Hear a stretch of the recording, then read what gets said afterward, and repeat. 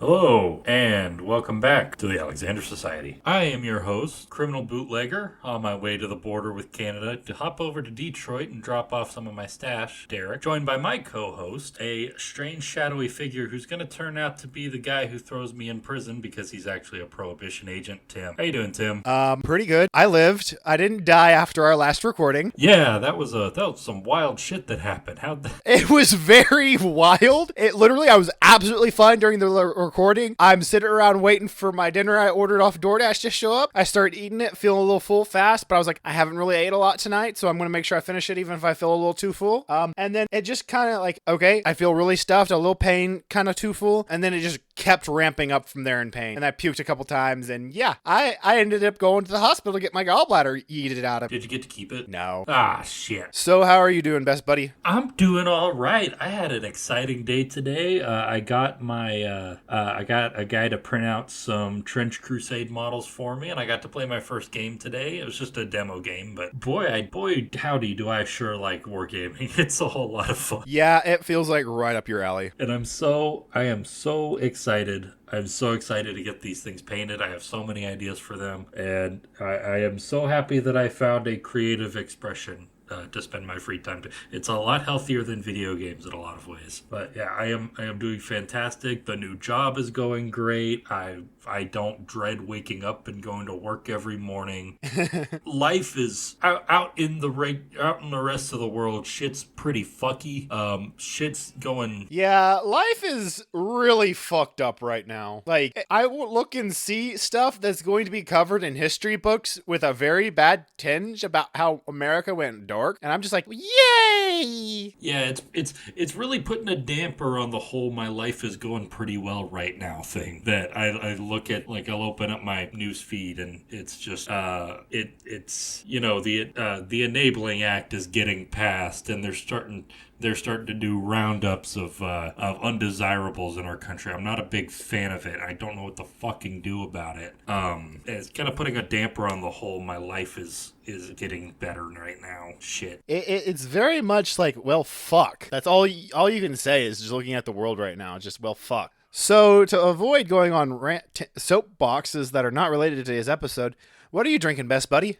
4 more years of going insane. So, for my drink, for my sipper, I'm pulling out Old Reliable, Never Done Me Wrong, Leinenkugel. They just make good German-style lagers that sometimes have a little bit of flavor to them, and this one is a lemonade, and It literally just tastes like a good classic light beer with a bit of lemon squirted into it. It's simple, it's relaxing, it's exactly what I needed, and I love it dearly. It is so good. I love how your two alcohols are completely opposite ends of the spectrum. Complete opposite. Well, I need something to help calm me down after I take these fucking shots, because what I have for my shooter is Gosling's Black Seal Bermuda Black Rum, 151 proof. That is 75.5% alcohol by volume. And this shit, I've had this shit before. He's going to wake up with less taste buds in the morning, by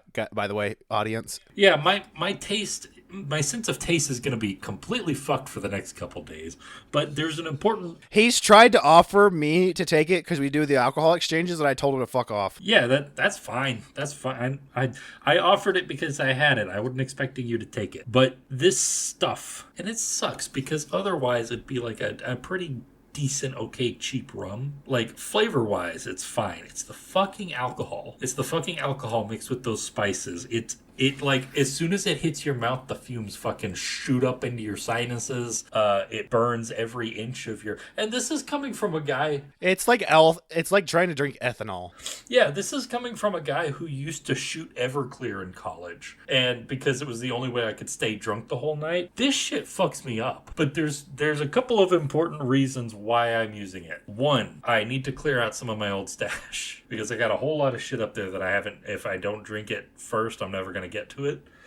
Second, we're talking about a very important figure in the history of American alcoholism today, and I figured I needed a little bit more to celebrate. Since neither one of us could remember in time to actually buy moonshine, which would have been thematically appropriate. Yeah, it would have been thematic, but Also, I wouldn't have had the opportunity to fuck myself. I don't know. Some of the store-bought moonshine is pretty. Woo, boy. Yeah, but it's like, it's just bad. It's not, it'll kick you in the teeth, but it's not gonna like knock you on your ass for a night. This, one shot of this fucking almost ruined. That's as close as store-bought you're going to get to real shine, which is how I delineate real moonshine from store-bought. I call real moonshine shine, like something you'd get in the hills of Appalachia is shine.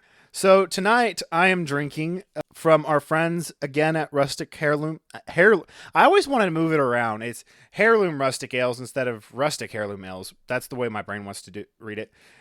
Taking the auspices, it's a dry hopped sour ale with fruit added, 5.7. It's a pint here in Tulsa. Beautiful can. Absolutely stunning, gorgeous can. Oh, all of their... It's got an white owl on it, so it gives me Harry Potter vibes, even though I fucking hate Harry Potter. One, because looking back on it, it's actually not very well written. Sorry, Harry Potter fans. Not a diss against you. It's more a diss against the turf of a writer. It's a fantasy book written for children, and it reads like one. Yes. And then I am not going to be able to read this entire label, but it's called the Original Wodka. Wodka, sorry. Distilled from Polish rye. Oh, it's Polish. Okay, that's why it says wodka. Polish vodka. That sounds... It was imported in Miami, Park Street Imports. Interesting. It's actually a pretty simple label, kind of good looking simple. Yeah, we haven't had a Polish drink on here yet, have we? That's good. That's solid. That good for... I don't think we have. Oh, we forgot to announce that this is a very special episode, Derek, isn't it? Oh, yeah, it is. It was a bit of a delayed, but yeah, this is a very, very special episode. This is, how many years has it been now? It's been 2 years? 3 years, 2020... 3 years. This is our third anniversary. We started in 2022. Yeah, that's crazy. We're going into our third year. That's actually wild to me. Just think of how different of people we are since then. Yeah, I've got a grown... Like, we're at our core, we're still us, but like how we react to stuff and how our life experiences have changed vastly since then. Yeah, I am in my grown-up job now that I'm hoping to have for a long time. You are now one organ less. More recently so, but yes. Yeah, I bet if we go back and listen to those episodes, they sound like shit, don't they? I always tell people to start with John Musenbach, because that's when before we introduce the mystery dockets, but it's still kind of where we hit our stride on like the recordings. Like, yes, we continue to get better and we've changed since then, but that's where I really want to say like we got like good, but not obviously like it's relative, but like good enough for me to not like cringe at. Yeah. So let's go ahead and get on to our rules today, Derek. Absolutely. So here in our illustrious society, we abide by an ever-changing set of rules. Rule number 1, anytime someone is killed, we're going to take a sip. Rule number 2, anytime someone is bribed, we're going to take 3 sips. And rule number 3, anytime someone gets arrested, what are we going to do, Tim? Absolutely. Speaking of shots, we're going to take a shot. Prost. Cheers. Who are we covering for this especially special 3-year anniversary? So, for this special episode, we're doing something that's a little bit of a mix of both of our brands. So it's very historically... This person is one of the, like, if you didn't know who we were talking about and said, hey, who is someone in history that is very famous individual, but also very tied into true crime, he's probably at the top of your, one of the few top of guesses people would guess. And a very important figure in the history of American alcohol as well. Oh, yeah. Yeah, so today we are going to be talking about Italian-American excellence, Alphonse Capone. Alphonse Gabriel Capone. So what's funny is he's technically a junior, but not a junior. His middle name is his father's first name. His middle name is the Americanized version of his father's first name. Yeah, because his dad's first name was Gabriello or something like that. Yes. Yeah. So we're talking about Some junior behavior. Some junior behavior. And boy, does he get up to some junior behavior in this one. Yeah, so we're going to be talking about, the story today we're going to be talking about is a deep dive into the story of entrepreneurship, the American dream, the story of a man who's born to nothing from a couple of poor immigrants and rises up to greatness through hard work and grit and determination, and then is brought down low by big government, getting him on illegal taxes. And syphilis. And syphilis, yes. Yeah, we're going to be talking about the crime boss of Chicago, the leader of the Chicago outfit, one of the greatest mafia crime lords that has ever lived, and all of his exploits, and what he kind of means, I guess. What does Al Capone mean? Because of the nature of this episode, we're going to go ahead and start off with our sources. My book was Al Capone, His Life, Legacy, and Legend by Deidre Beer. And he tried to, he was looking at the dichotomy between the man the public knew versus, how reverently his family and friends, talked about him. And then I also watched a YouTube video by Biography, the Adam Whistler guy. He just did a brief overview of Al Capone's history, so he didn't really add a whole lot. Your sources, Derek? Yeah, so I read a lot of articles. I didn't do any long book reading or anything, but I did a lot of articles. The best one that I found was Al Capone: The Rise and Fall of ScarFace, an article by Madison Whipple on thecollector.com. I also used here. Let me find it real quick. History Extra, PBS. And interestingly, the FBI website has a really interesting write-up on him too. Yeah, he's the FBI write-up. It's a little bare bones, but there's a couple of details in there that kind of help explain things a little better. But yeah, you want to go ahead and get started? So I didn't particularly write anything about it, but I figured I'd go ahead and talk about the historical context a little bit. We've talked about... I figured you'd give us a little bit of context. This is still kind of in that same Depression era, especially when he grew up. Yeah, we've talked about this sort of era. This is the later end of Lucy Parsons' life. This is when the Bonnie and Clyde's kind of era. Bonnie and Clyde, contemporary of Smedley Butler. So we've talked about this era from different angles a little bit. Today we're going to I want to focus on two main things. One, I want to talk about Italian immigration to the United States. And I want to talk about Prohibition, because those are the two big things that kind of make what eventually becomes Al Capone. So for starters, pretty simple concept. During this time, this was right in the era, the decades right following Italian unification. So Italy had a few civil wars, a couple revolutions. They were city-states for a long time, dating back to before the Middle Ages. Basically, since the Byzantine Empire pulled out of Italy back in the 700s. Italy had basically been made up of a bunch of smaller regional states and city-states and things like that. And then you get into the early to mid-1800s, you get the rise of nationalism, the rise of revolutionary radicalism, and all of a sudden people really, really want Italy to be a thing. And so after some fits and starts, eventually they do in fact make it a thing. It's actually a very similar process to what happened in Germany. Basically, you get all of these radicals who are constantly rising up in revolts and revolutions that constantly get crushed, and it eventually reaches a tipping point where the people of Italy just won't take not being Italy anymore.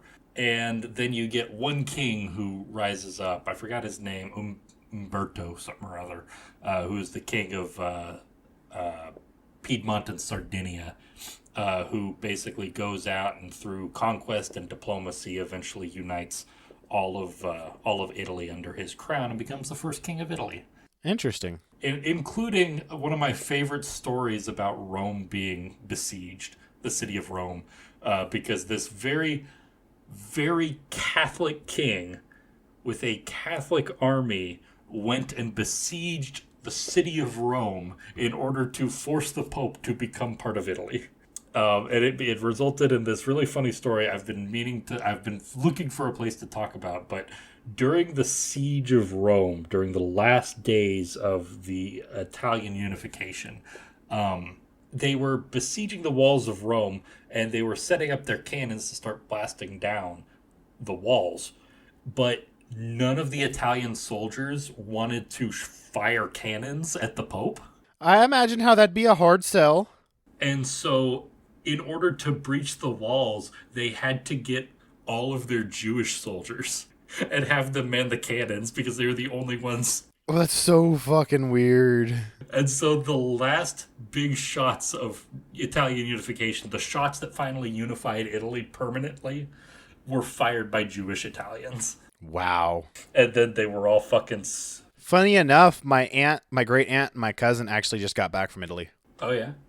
But yeah, so after Italian unification, you get you get Italy as it kind of started to look like going into the 20th century. In the northern part of Italy, you get a lot of industrialism. You get factories, you get capitalism, you get all of that good stuff. And alongside that, you also get a lot of radicalism and labor unions and communism. And communism and anarchism have always been really big things in Italy. Honestly, it's kind of rad, to be honest. Yeah, in a lot of respects, Italy is kind of the birthplace of modern anarchism because of figures like, what was his name? Oh shit! Oh, I should know this off the top of my head. There were a lot of like really prominent fascist or early fascists. There were also a lot. It was also the birthplace of fascism.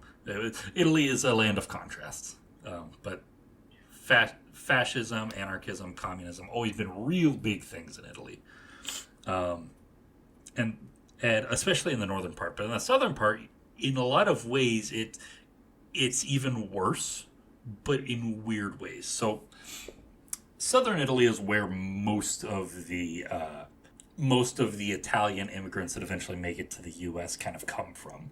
And there's a very specific reason why. Because it was a much more rural area of Italy. It was much more dominated by farmland. And as a result, when capitalism came to southern Italy, it wasn't in the form of factories. It was a form of mass agriculture.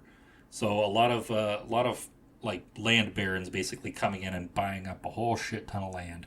And it became almost impossible to be a small farmer or small landowner in Italy after that point.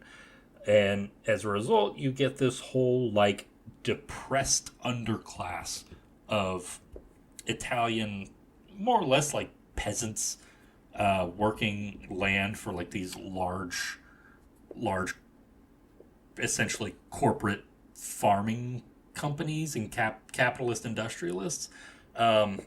And they don't even get any of the benefits of like all of the cheap stuff that you can get from factories and stuff like that, because it all costs extra to be shipped from elsewhere in the country. So they don't even get like the cheap. So they're essentially like living a medieval sort of lifestyle, but now the rent's higher. That's essentially what it was like. And so it was a very depressed area, very high radicalism, a lot of violence, a lot of crime. And a lot of people just didn't want to put up with it. And they heard that there was cheap land and opportunities in the United States. And so they hopped onto ships and they headed west. And usually selling themselves into indentured servitude for like the trip or something like that. The indentured servitude was way gone by this point. It was like 200, 300 years before. I don't mean, no, I'm not talking like that. I don't think I used the right term. They usually put themselves into debt or like were like signing up to work specific places when coming over here. Because my book made a point to mention that, well, Capone's family like was a little like seesawing back and forth, but how poor or not poor they were when they came over here, because Capone's father was actually kind of not like really well off, but like probably that weird cusp of like maybe kind of lower middle class to like middle class kind of area. His father was a baker. He was a pasta maker, all that at the time. And that's what he was hoping to use that skill here in America, but he wasn't able to secure a job in that sector when he got here. They also mentioned that his father was able to actually outright buy their trip here rather than, I can't remember how not a lot of people were able to afford to pay for the trip directly, so they like went into debt or something like that. I can't remember exactly what they did. Yeah. There were a variety of ways that somebody in Europe could make it to the United States. Um, they could receive passage on the expectation that they would work for a particular contract for a company when they got here. Um, they could outright pay for it, and that was usually the most common form. It's why a lot of the early immigrants weren't necessarily like the most poor from their countries. It was like people who were like halfway between dirt poor and middle class. So people who had, Kind of like Capone's family I was just describing. yeah, exactly. Um, and then and so there are a variety of ways that it could be done, but it was never the rich coming over. It was always the poor who were escaping either crippling poverty or the threat of crippling poverty. Yeah, no one wants that dirty Italian American or something like that because they were just being discriminated against. I think my book mentioned that they once they started coming over in droves, they were actually less desirable than Irish. The Irish were. Yeah. Yeah, because back in Europe, they may have been a poor laborer with no opportunities, but in the US, they're a poor laborer with no opportunities and also discriminated against because they're immigrants. So once they got over here, um, uh, Capone's father actually ended up becoming a hairdresser, and actually was actually very sick. So it left Al's mother to be the disciplinarian, and Teresa. Um, and she ended up being a seamstress, but I don't think from my understanding, she never like had like a real job. It was like the out of my apartment kind of work. Um, Also, it seemed like it's not a one-to-one comparison, but you were able to get kind of a work from home kind of thing, not just working from friends back then. Like, hey, if you do these couple things and then drop it off at this factory or whatever, you could kind of get paid like that too. Because it sounded more like that than just hey, if you seam these up for me from down the hall, I'll pay you. Because everyone did their own clothes back then, because everyone was really really poor. Like it was like no one really had money to like help each other out like that. Like they did still help each other out. It's just it was a lot of more bartering kind of stuff than it was direct payment kind of stuff. In some places, yeah, and like we talked about in the San Patricio's episode, the Irish were treated like absolute dog shit. And at the best of times, Italians were kind of considered like barely one step above them. Usually equal, and in some places, like just in the dirt. Yeah. Yeah, that's what happens in places with a lot of poverty. You don't get access to like physical money, and so you gotta kind of survive by making it a barter economy. And which, always been a more fair and just economy than anything having to do with physical currency. Yeah, I did. And what's really interesting is one of his siblings was a prohibition agent in Nebraska. Capone actually had 8 siblings. Did you know that? And like he wasn't the most honest prohibition agent. I'll tell you that. No. Um, None of them were. There was no such thing as an honest pro. Funny story. Do you know what that sibling changed their name to? It was something real English sounding. So his birth name is James Vincio Capone, and he's changed his name to match one of the Western stars he loved. Not literally match, but like inspired by, to Richard Hart. Oh, yeah. Yeah, I did notice that while I was reading. I don't know how true this is for every sibling, but from what I understand, Capone is the only sibling that like the last name Capone actually stayed down the line. Other than I think his brother Ralph too. I think that stayed there too. Salvatore Frank Capone, unfortunately, was like the first sibling to get gunned down. They had a 1-year-old sister that passed away. Then Ermino John Capone, Albert Capone, Matthew Capone, Mafalda Capone, which she was the baby of the family. Oh, I skipped over Raffaele James Capone, and then Ralph Capone. Oh, that was Raffaele was known as Ralph Capone or Bottles. I love mob nicknames so much. They're so goofy. Oh, they are. Mafalda was actually really interesting because she very much had like my book emphasized this.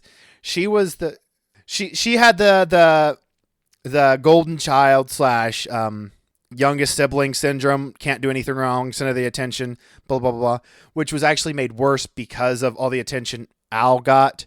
And like she got media attention because she was related to Al Capone. But she wasn't really, from what I understand, she wasn't ever really directly involved in any of the nefarious stuff. So it's one of the normal siblings. There weren't a lot of women involved in a lot of the nefarious stuff. Let's be honest here. Well, no, like even back then, when they were growing up, before Al even got involved in the mob, really actually became them, that there was a lot of people back then would earn money illegally, but not like in the way we think of like the mob or whatever. They would be doing just like a lot of different stuff that just to get a couple bucks, Right. kind of like they didn't really go into the nitty gritty details on that because again, my book focused mostly on the family dynamic and the dichotomy between his public persona of enemy number one and how he interacted with the family and friends and like his personal love life. And well, it didn't go into the details of his love life, but like the social interactions that he had with those he actually cared and respected for. Yeah. So yeah, Capone's his parents moved to the U.S. and they settled down in New York City, the Big Apple. And Al was born in Brooklyn on January 17th, 1899. And by the way, his parents were from Salerno, which is the region that Naples is in.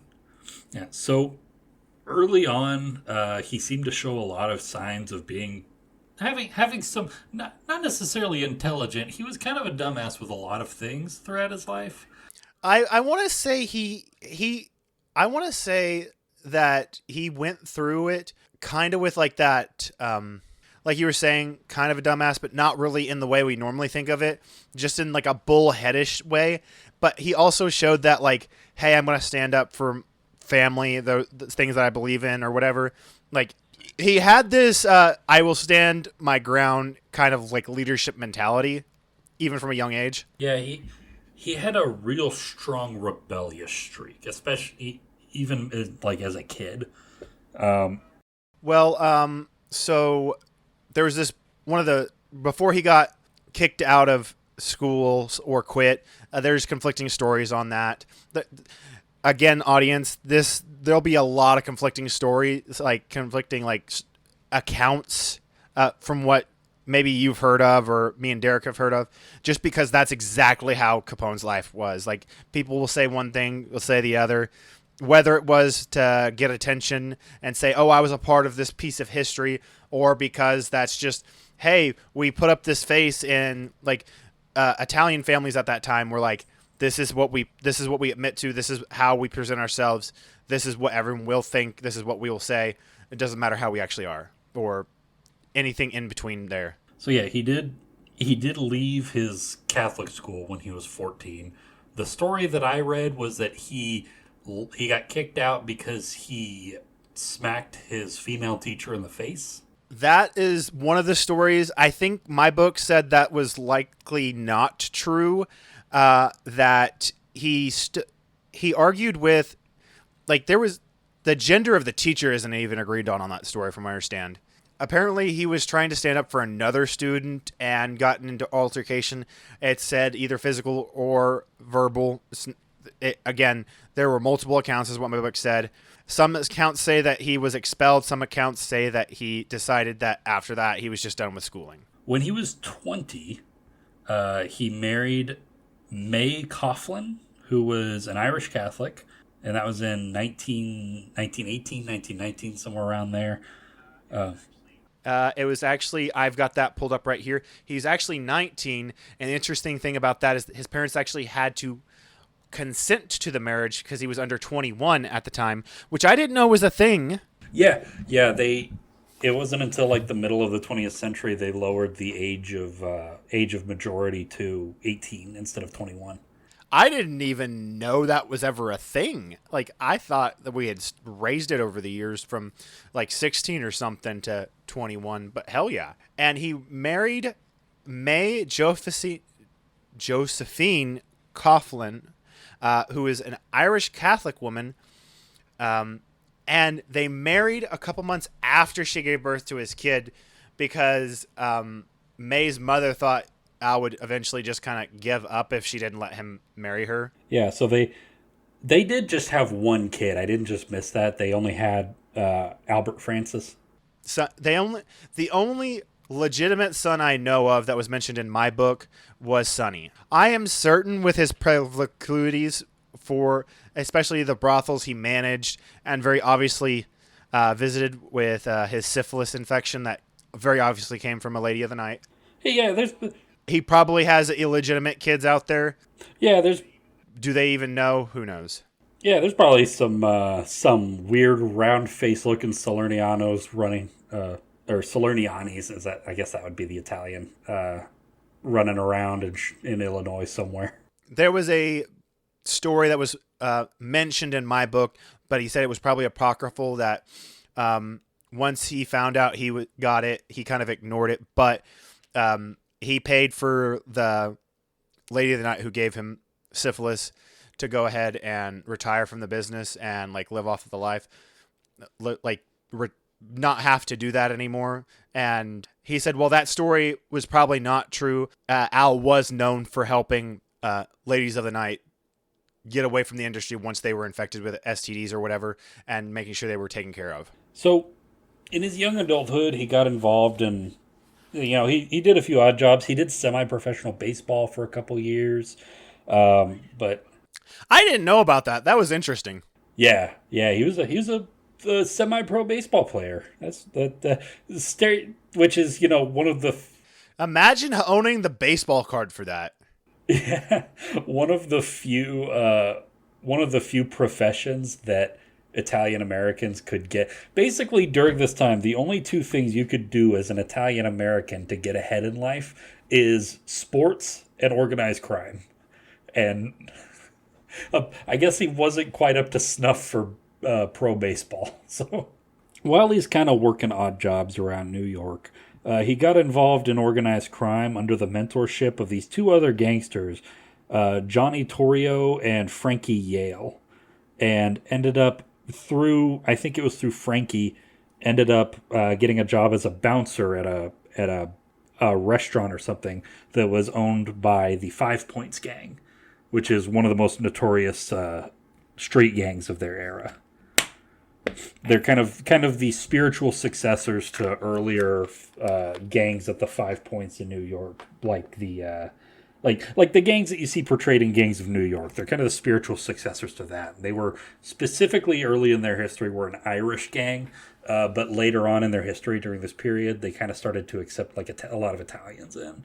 He actually started off underneath Frankie Yale, according to Wikipedia. Don't quote Wikipedia directly, obviously, but he started off as a bartender in Coney Island dance hall and saloon called the Harvard Inn. So like the Coney Island part. Well, he was a bouncer at. Yeah, he was a bouncer at. Yeah, so I didn't find the details on it specifically, but apparently while he was bouncing for this restaurant in Coney Island, he accidentally insulted a woman in some way, and her brother took offense to that and slashed him 3 times in the face with a knife. Her brother being Frank Galluccio. I apologize for butchering that name. Galluccio. Galluccio. Which was actually another gangster that he had to put his differences aside with. Torrio convinced him not to try and seek revenge on the guy, and he actually ended up never getting his revenge on him. Mm-hmm. There's no consistent date, the story says. This says that it was with a knife, and he got hit 3 times, but my book said that it was a beer bottle and he got twice. Yeah, it's one of those stories that kind of has a couple different versions. Well, just like I mentioned earlier, there's going to be conflicting reports. So if we're saying anything that you've like that's different from what you've heard, it doesn't mean that we heard quote unquote wrong. It's just a lot of this stuff just has multiple different versions of these stories because telephone game, but also you never got a straight answer back then either. But because of these scars, he hated the scars. He hated that he had them, and whenever he would get pictures taken, he would hide. He would turn to the right side of his face so that the picture didn't have the scars on. So as a result, we don't have a lot of pictures of the scars. Also, for a time, he tried to pass them off as military injuries, war wounds, but he never served in any military capacity. But he served in my heart. Eventually, he would be convinced by Johnny Torrio to move out to Chicago to join this new outfit that had just been started in 1919 by Big Jim Colosimo, one of the big crime guys of what at the time was called the South Side Gang in Chicago, and that didn't last super long. Well, he ended up being an enforcer over there, and this is where his brothel addiction kind of started, I guarantee you. Yeah, he acted as an enforcer, and he was also like working he was working as like a bouncer at several brothels, which he also got tasted some of the merchandise, and this is most likely where he got the syphilis. Yeah, there's no real point in the story where we can say, yeah, he definitely got syphilis here, but it's very clear that towards the end of his like prison stay later on the story, like right, he was very like far into the infection because like by the time he actually got decent medical care, it was already too late, even for what could be done back then. So yeah, he was doing this stuff. He was acting as an enforcer for the South Side Gang, and that was in 1919, which is the same year that Prohibition was passed. Prohibition is the 18th Amendment to the United States Constitution. The Volstead Act. Yeah, the Volstead Act was the official legislation that enforced the 18th Amendment. And it was... There's a long history of basically people not liking alcohol in the United States. Just through the 1800s, it really picked up to a fever pitch because, let's be completely blunt here, capitalism fucking sucks. Especially like in its rawest, like early form, like it took in this era that we're talking about.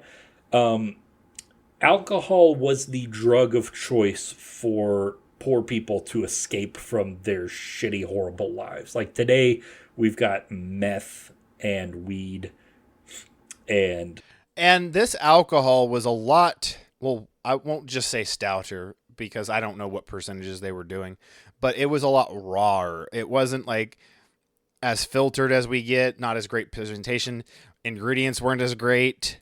Like it just overall was a much worse for you / less appetizing product. Yeah, at one point, I believe in the 1840s, a census was, or like a survey was taken, and they figured out that the average American in that time drank about 1.7 liters of alcohol per week. Fuck. Which is 3 times what the average American drinks today. Only 3 times? Only three times, but still, that's such a...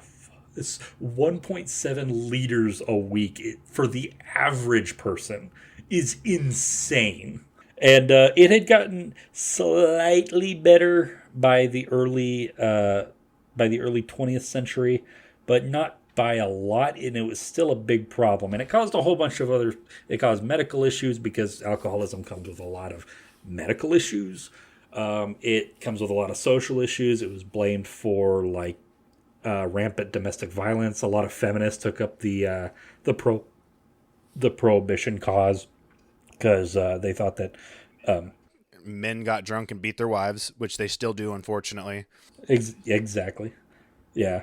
There was a lot of stuff about like moral hygiene. They believed a lot of the issues of capitalism were an issue of like poor people were choosing to drink too much, and that's what was causing like all of their poverty and suffering.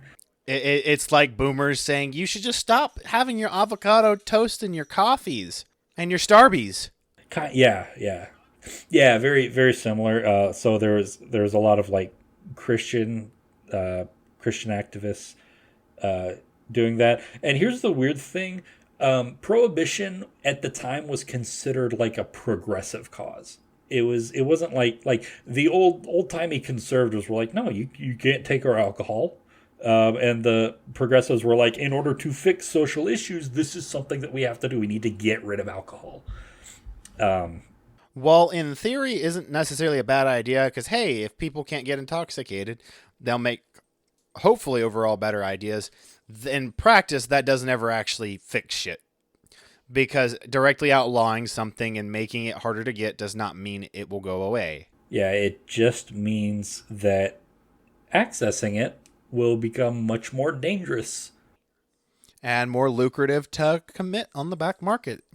It's why conservatives are shooting themselves in the foot. Even if they truly think they have the moral high ground on abortion, they're just going to shoot themselves in the foot, and people are going to go for really shitty, get themselves killed abortions. Yeah, do you know why Portugal has the highest or the lowest rates of drug abuse in Europe? Because they legalized drugs. Yeah. So in 1920, Big Jim Colosimo, the boss of the Southside Gang, he was murdered. As tends to happen, stuff. That's a sip. That is a sip, yes. So there's some speculation on this, because after he was murdered, Capone's friend Johnny Torrio ended up rising to become the new boss of the Southside Gang. And this... It's widely believed that Capone and Torrio worked together to take out Colosimo, however it's pronounced, Big Jim. Colosimo, yeah. Yeah. That's the most likely scenario. It's completely feasible, completely possible. We don't have any evidence for it. As with a lot of things in the mafia from that time. Yeah, yeah, absolutely. Which I didn't know this, but like the idea that we all have of the mafia, like the tight-knit Capone and like his ilk kind of started the treat it like a business, but like the family like aspect and like the each of the like the groupings didn't actually come into play till like the later days of Capone / when he was kind of already out. Yeah, it kind of really became cemented in mafia culture after he left. It kind of started to become he kind of helped. Like the Sicilian divide and all that kind of stuff started on his way out. Yeah, and he really contributed to the Sicilian divide. I think a lot of his actions led them to start making those moves that ended up making make sense for them to create that divide. Yeah, so Johnny Torrio rises to become the new boss of the Southside Gang, and Capone becomes his what's the term? Underboss, sub-boss, whatever. I lieutenant or like second in command is like the way I put it. No, there's like an official title in the mafia. I think it's an underboss. Probably. But yeah, basically becomes Torrio's right hand in the leadership of the Southside Gang. And it's under Torrio that the Southside Gang starts to become less a gang and more like the Chicago outfit that we see Capone. It becomes really organized, like truly organized crime. Yeah, because under Torrio and with a lot to do with Capone kind of organizing, they start to get really heavily involved with bootlegging. And they start a whole operate, like a really formal importation operation, bringing in bootlegged liquor from Canada and then selling it in Chicago. And with that, they get a huge influx of income, and it really helps makes them all starts to make them all very wealthy, and also starts to allow them to become much bankroll other ventures. It allows them to make money upon money, and like this is where like they got rich, quote unquote. Yeah, especially for then, because like one of the people that Al supposedly paid off likely had millions in like a safety deposit box that was found after his death. and like they're like, hey, like this guy had a bunch of money that was never accounted for. It had to be in his bribe money. So Capone was managing the bootlegging ring while fronting as a boxing promoter. And during this time, like the early 1920s, you start to see tensions start to... Because during this time, what Torrio was kind of trying to do with this like Chicago outfit was make them less a street gang and make them more like a broker between other street gangs. And he was trying to kind of make his power, leverage the power he has from his wealth in order to kind of leverage them as like negotiators between all of the other rival street gangs and try to... He tried to take it from, like you were talking about, the street level bullshit to like what we like closer to what we see depicted in a lot of our mafia based like media nowadays. Like it's obviously not, this was still not quite there, but that's where like Torrio was trying to steer it towards. Yeah. Unfortunately, there was one gang that he just really couldn't get on their side. And that was the North Side Gang, which was led by this guy named Dean O'Banion. And they were mostly an Irish outfit. At one point, O'Banion is trying to get Torrio's help negotiating like a turf discrepancy, like a turf disagreement. So yeah, O'Banion and the North Side Gang were kind of having this turf war with another like minor gang. And O'Banion had been trying to put pressure on Torrio to kind of help resolve it. But he hadn't been able to. He hadn't been able to kind of like negotiate something that would be good for both parties. And that started to piss O'Banion off, and it kind of escalated into like Dean like started to make threats to Torrio and the Chicago outfit. And so eventually Torrio was just like, okay, let's just kill this guy. And so they ended up shooting him outside of his flower shop where their gang was based. And that set off a chain of events that eventually led to this giant vendetta war where they just constantly had like this back and forth, which would basically last through most of Capone's career. So after this assassination, later on in 1925, after like this long string of like back and forths, Torrio was ambushed and he was shot several times. He survived, but he had to retire. He basically decided to just retire from crime. And so he left the outfit and he handed the reins over to Al Capone. And that is how he becomes the leader of the Chicago outfit. 26. At 26. He's in his 20s for a... That's as if I just, like, I'd been involved in, like, crime and think, right now I get handed the reins of a criminal outfit. What the fuck? Yeah. Yeah, he is in his 20s. When he finally loses and goes to jail, he's 33. Like, all of the crazy shit he's known for, he does mainly in his 20s. It's 7-year stint. 7-year stint as boss. So once he becomes boss, he goes full hog. Like, he is taking the Chicago outfit and in general, just organized crime and heretofore unseen directions, like uncharted waters. One of the... What... I want a little add to this. The whole time Torrio was like being like the boss, he's trying to lead Capone less away from like impulsive decisions and doing more calculated being more methodological, because it's implied before Torrio retires that Capone was a little hot in the trigger, but not like Capone wanted to like fire off quicker a lot of the time, but Torrio kind of reined him in.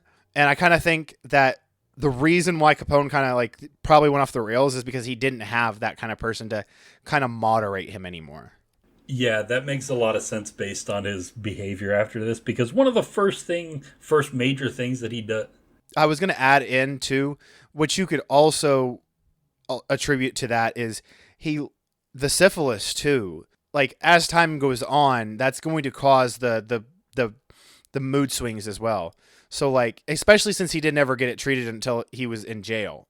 Yeah, it makes sense that Tario would have been like a moderating force on him, because one of the first things he does when Tario's not in the picture anymore is he starts basically turning the Chicago Outfit's bootlegging campaign into a racketeering campaign, and basically going to a lot of these shops and saying, if you don't sell our alcohol, things are going to get bad.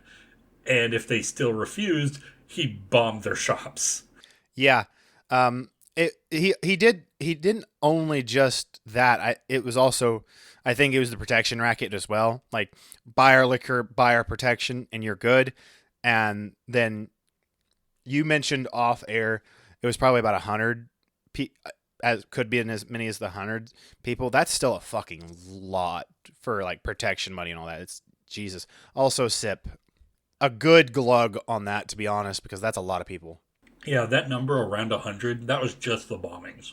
Like, all of the other kneecapping people, beating the shit out of them, just the general racketeering stuff, probably killed a whole bunch more. That 100 number was just the bombings. At the same time, he also starts investing some of the outfit's money into a lot of brothels.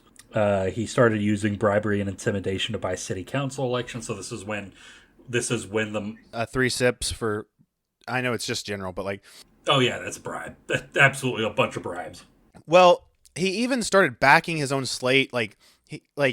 He went so far as like having entire groups of people he put up. Like, he had like a whole cabinet he tried to get elected. Yeah, at one point, even his mayoral candidate that he's paying off gets elected. Okay, I'm going to turn us back real quick because this is the funniest thing, because we're always shitting on them. There's never any proof that Capone visited Canada, but he definitely had to have in some capacity. But the RMCP stated there was no evidence he ever stepped foot on Canadian soil. And that just proves how incompetent the RMCP was even back then. Yeah. Yeah. Yeah, the Mounties. Yeah, the Mounties have never been a competent police force. They have always been. No, have you not heard about how, like, you need to watch a lot of Lore Lodge? Like, I know people like to shit on the Mounties, but like, no, they actually are like fully incompetent. If you hear some of the like the missing persons and murder cases and how poorly the Mounties handled it. Yeah, because they weren't founded. They were not founded as a police force. They were founded as a death squad for natives. Yeah, no, like, that makes total sense. Like, that's fucked. Yeah, like, they are institutionally, in their culture, in their roots, they are just a death squad. like you don't just take the Einsatzgruppen and give them like a murder case to solve. They're not investigators. But they had to legitimize this death squad some way. So yeah, during this time, this is when they start really branching out their economic drivers in their organization. They start opening up brothels. They get involved in politics. This is also the war with the North Side gang starts to speed up. At what point? Okay, so I'm going to do a quick back and forth here real quick. Okay. They assassinate Capone's driver. They find that Capone's driver tortured and murdered. And so in response, Capone tried to kill the new Northside gang leader, Jaime Weiss, but failed. And then the Northsiders shot up a restaurant that Capone was hanging out in. And then Capone... Did anyone die?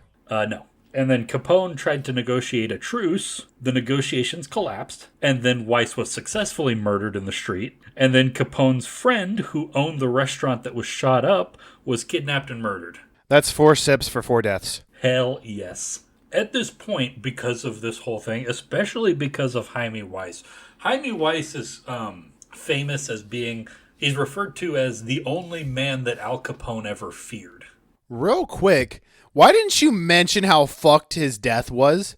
He was killed outside of the flower shop where the other boss was killed. Well, yeah, that's where you shot people, because that's where you shoot them outside their gang headquarters because you know they're going to be there eventually. Anywhere else in the city, they could just be like bouncing around, like covering their tracks. But you know for a fact they eventually have to go back to HQ. So that's where you hang out to wait for them to kill them. Did you have anything in your notes about when he took over Cicero? Cicero? I think Cicero, Illinois. No, I didn't see that. Yeah, no, tell me about it. It doesn't have like a date, sorry, but basically what happened is when the heat was a little bit on him, he decided like I'm gonna go hide out in this small town or whatever. It was an open secret. I think he hid it out there for like a year or something like that. But like hey, we can't find him. But, like everyone knew Capone was there, but it wasn't that he intimidated the local elections, so I'm counting that as part of bribery because he used bribery and intimidation, so 3 steps. He basically just took over a town for a year and like stimulated their economy for a bit while he was hiding out. I wonder if it's pronounced Cicero because that it looks like it. What is it? What is it spelled? Cicero. Yep, that's Cicero. Named after a Roman guy. It's in Cook County, Illinois. It's a suburb of Chicago. Yeah, it's literally named after Cicero. So yeah, like during that era, Capone was just terrified of getting killed. He was genuinely scared of the North Side gang during this era. And so I guess that's one of the places that he spent a lot of time out of Chicago. One of the main places he spent a lot of time was he bought a mansion near Miami, Florida from the heir to the Anheuser-Busch fortune. That was really hurting for money because it was Prohibition. Well, because it was Prohibition. And it was a big fucking house. 10,000 square feet in Palm Island. Yeah, and that's such a good like representation of how Prohibition actually works in any sense. Is you take all of the money that goes into legal businesses that you can tax and regulate and just pumps it all into like criminal organizations. Yeah, that's exactly how it works. It's such a good metaphor. So funny story about this Florida home is May, his wife, actually had conditions about this home. So when they were living, May and Teresa, Al's mom, never got along. Like, I mean, it wasn't like a fight, but like there was always tension. It was clear that they were not friends. You're saying that a woman didn't get along with her Italian mother-in-law? I am shocked. That's crazy. That's unheard of. And she made Capone agree to say, like, this was her house. She got to run the house. Teresa didn't get much of a say in it and all that. I think I don't know if she got to do much of the cooking at this point, but she was in charge of the house here instead of Teresa being basically in charge back home. Which that has to be, honestly, that's kind of proof that Capone had to like genuinely love May, because you know how hard it is to get. They had to have genuinely loved each other because May had there was plenty of time that May could have divorced him or gotten away. Even though I know divorce wasn't as easy or socially accepted, but like if anyone would have been able to get away with it and been like, oh yeah, you deserve it, honey, you were married to Scarf, the most wanted man in America or whatever, I think she would have been able to justify it. But like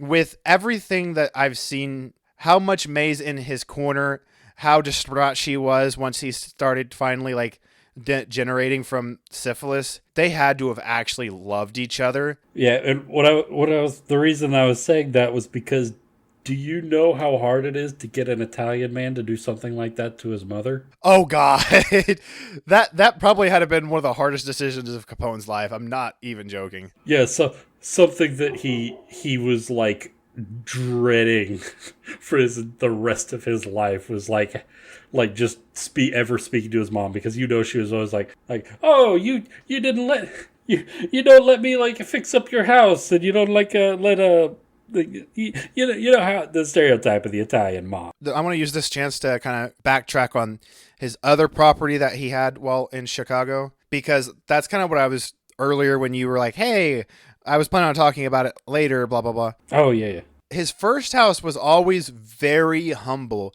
I don't know that Capone cared for money in itself or like the nice things. I think he cared about the attention / the optics that dressing fancy gave him. I don't think it's because he enjoyed the fancy stuff in itself. I think he liked the like I said, the optics or like the attention / the adoration it gave him. Yeah, the clout. Yeah, the clout. Yeah, he loved clout. He would have done so well on TikTok. So yeah, sometime during this time, he also gets into yet another gang war with a Sicilian man by the name of Joe Aiello. So basically, the way it's so funny how a lot of these gang wars start from like really petty things and just blows up into something way bigger. It's kind of like I know that history's full of this shit, but it's baffling to see how many people have died over the smallest petty bullshit. And so there's this organization called the Unione Siciliana, and which the Sicilian Union is what it was called. It was a concept that was referred to as a benevolent organization. It was basically just a formalized organization so that a whole bunch of members of a community could get together and like It was like a gentleman's club. it was a gentleman's club kind of mixed with like a mutual aid society, mixed with like community organizers, stuff like that. And this one had been hardcore corrupted by organized crime. And so there's this guy named Joe Aiello who had been gunning for the election to be basically like elected president of this union. And he had been beaten out by Antonio Lombardo, who was Capone's Castigliere. And the title of Castigliere in the mafia is basically he's a guy who kind of exists outside of like the formal rank structure of the mafia, and basically is like the guy who runs all of the nitty gritty work. He's basically like the accountant for the boss. He does all of the paperwork. He does all of the HR stuff. The guy who did this for Capone, He's the middle management. basically, well, he did a lot of middle management stuff, but he was like at Capone's side at all times. Like the two were inseparable, not because they were like best friends or anything, even though they were very close, but because his job had such a huge amount of trust put into him that he basically like was kind of like informally the second most powerful guy in the mafia. And he was elected to be the head of the Unione Siciliana over this guy Aiello, most likely with some carefully placed bribes from Capone, with the help of Capone, that's 3 sips, right? Yep, bribery. And Aiello didn't like this because Capone was not a Sicilian. His family was from Naples. They were from Salerno. So they were mainlanders. They were northerners. They weren't good Sicilians. And he thought that it was completely disgusting that an outsider would mess with the affairs of these Sicilians. And so Aiello started trying to fuck with Capone. So he started making a bunch of business arrangements with Capone's rivals. He started to encroach on some of Capone's businesses, started opening his own businesses to kind of compete. And then it eventually got to the point where Aiello was starting to plot like actual assassination attempts on Capone. In the spring of 1927, Aiello tried to bribe the chef at Capone's favorite restaurant to poison his food. But the chef told Capone about the plot, and in response, a couple of guys went out and shot 200 rounds from Tommy guns into Aiello's bakery, which ended up wounding Aiello's brother. Aiello's brother got shot. I think that's funny. 200 rounds, and only one person was even wounded. Yeah, and I love the way it was described. It said the facade of his business was effectively destroyed. Like the front of the building was just unrecognizable. So Aiello eventually put out a $50,000 bounty on Capone, and at least 10 gunmen tried to collect on that, but all 10 of them were killed in the attempts. I'm not taking 10 sips, but I'll take like one big gulp. One big gulp. So yeah, Aiello, 10 guys tried to kill Capone, and 10 guys failed, which is really a testament to his power at this point, that he's got like all of like some of like the most ardent killers in the city at this time like gunning for him, and all of them are getting killed in the attempt. It's So yeah, there were. So a big part of why he was surviving all of these assassination attempts was because of the work of this guy named Frank Nitti, who's a really important guy in the Chicago outfit, and will continue to be an important guy after Capone is gone. But Frank Nitti was basically like his CIA guy. Like he ran the spy network of the Chicago outfit, and he was so good at it that he could stop assassination attempts before they were put into action. Like he knew everything that went on in Chicago at this point. Like just a scary fucking guy.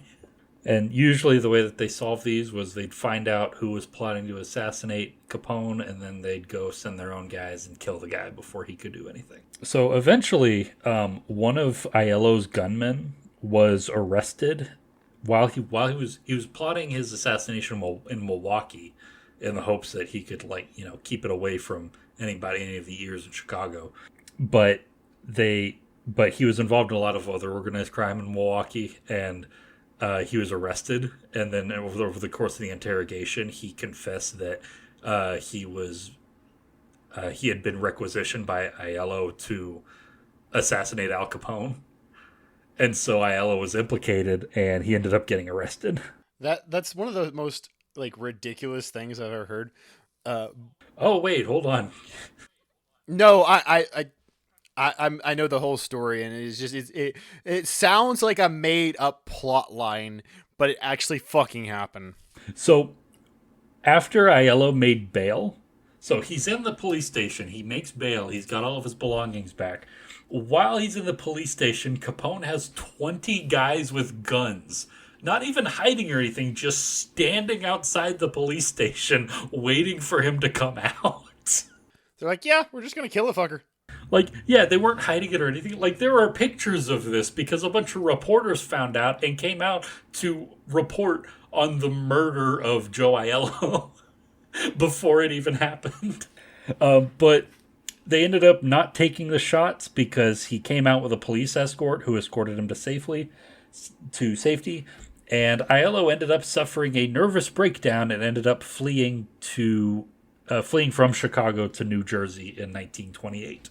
Capone fucked this man's head up so bad. Yeah, this guy was not in a good state of mind. You could tell he's not in a good state of mind because he would eventually go back to Chicago while Capone is still in power. That's a dumbass. He's a dumbass, yeah. Did he live? No. Oh, no. Oh, God, no. Absolutely not. I didn't hear about him returning. Yeah. He came back and immediately got shot. But while he was in New Jersey, he was still trying to pay people to go and kill Capone, and it just never worked. Dude, if I had a nervous breakdown because I was scared for my life, I would not try and be after Capone no more. I'd be like, nope, Capone can live his fucking life. I'm good. Yeah. So later on, while he was in New Jersey, Aiello would try to convince 3 of Capone's bodyguards to try and kill him on the promise that he would cut them in on all of his business ventures if they took over the gang. And so they could kind of join up and become one big gang, and they'd become leaders of their section. These 3 guys were found. They were found out. And this is where one of the more apocryphal stories of his legend comes from. Because the big famous story that possibly it's one of the higher likely stories that could have happened, but there's a lot of different versions. But the one that I like most is that when they were discovered, Al Capone personally beat them with baseball bats before having all 3 of them shot. Holy shit. You said all 3, so that's 3 ships? So yeah. Then after doing that, after pissing off Al Capone, more than anybody else has ever pissed off Al Capone, in 1930, he moves back to Chicago. Dumbass. And he is immediately murdered by 2 guys with Tommy guns. Sip. And that whole story is basically how the Italian mafia became the Italian and the Sicilian mafia. Because Aiello was one of the big guys in the early Sicilian port section of the mafia, and this whole contest is why the Sicilians kind of broke away from the larger Italian mafia. It's why Italians and Sicilians in the U.S. really don't. There's a lot of reasons that aren't all involved with like organized crime, but like this is a big divide between like mainland Italians and Sicilians. Yeah, yeah. So that was pretty much the end of the of this stage of the Italian Sicilian gang wars. There would be some more in the future, but as long as Capone is in power, which won't be for much longer, this is it's all wrapped up when Aiello was killed. What's insane is he only ruled for 7 years. It was an exciting 7 years. It's wild that there are just some people like the entirety of the most important shit in their lives happens in such a short time span. Well, the Confederate States of America was only 4 years, but there's literally entire history class was on the Civil War. You take an entire year or a semester, and it's focused solely on the Civil War.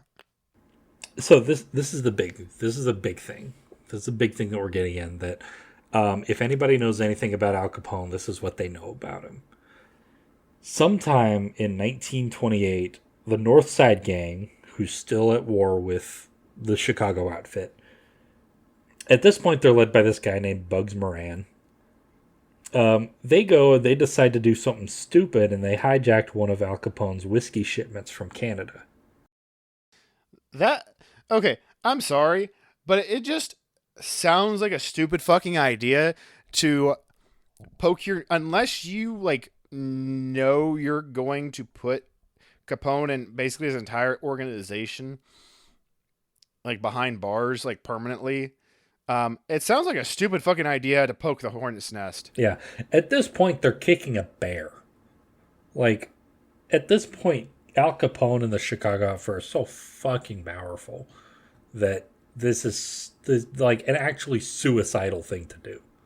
So, in response to this, on February 14th, 1929, 4 of Capone's guys, pretending to be cops, launched a raid on the North Side HQ where they apprehended 7 members of the North Side Gang. And they wanted Moran to be Bugs Moran to be among them, but he ended up not being. But they got these 7 guys. Several of them were high-ranking members of the gang. And these 7 guys were lined up against a wall and shot with Tommy guns and shotguns. How many guys? I do not want to take 7 individual sips, but I'll take at least 2 big sips. This event has gone down in history as, because it happened on February 14th, it's called the Saint Valentine's Day Massacre. This is what, if anybody knows anything about Al Capone, this is what they know about Al Capone. Yeah, this is like, I know like Capone didn't have a great public. I think Capone had like one of those like, yeah, he's a gangster, but he still had an okay amount of public for support. This is kind of where he started losing the public. Yeah, because at this point, it's like deep into the Great Depression.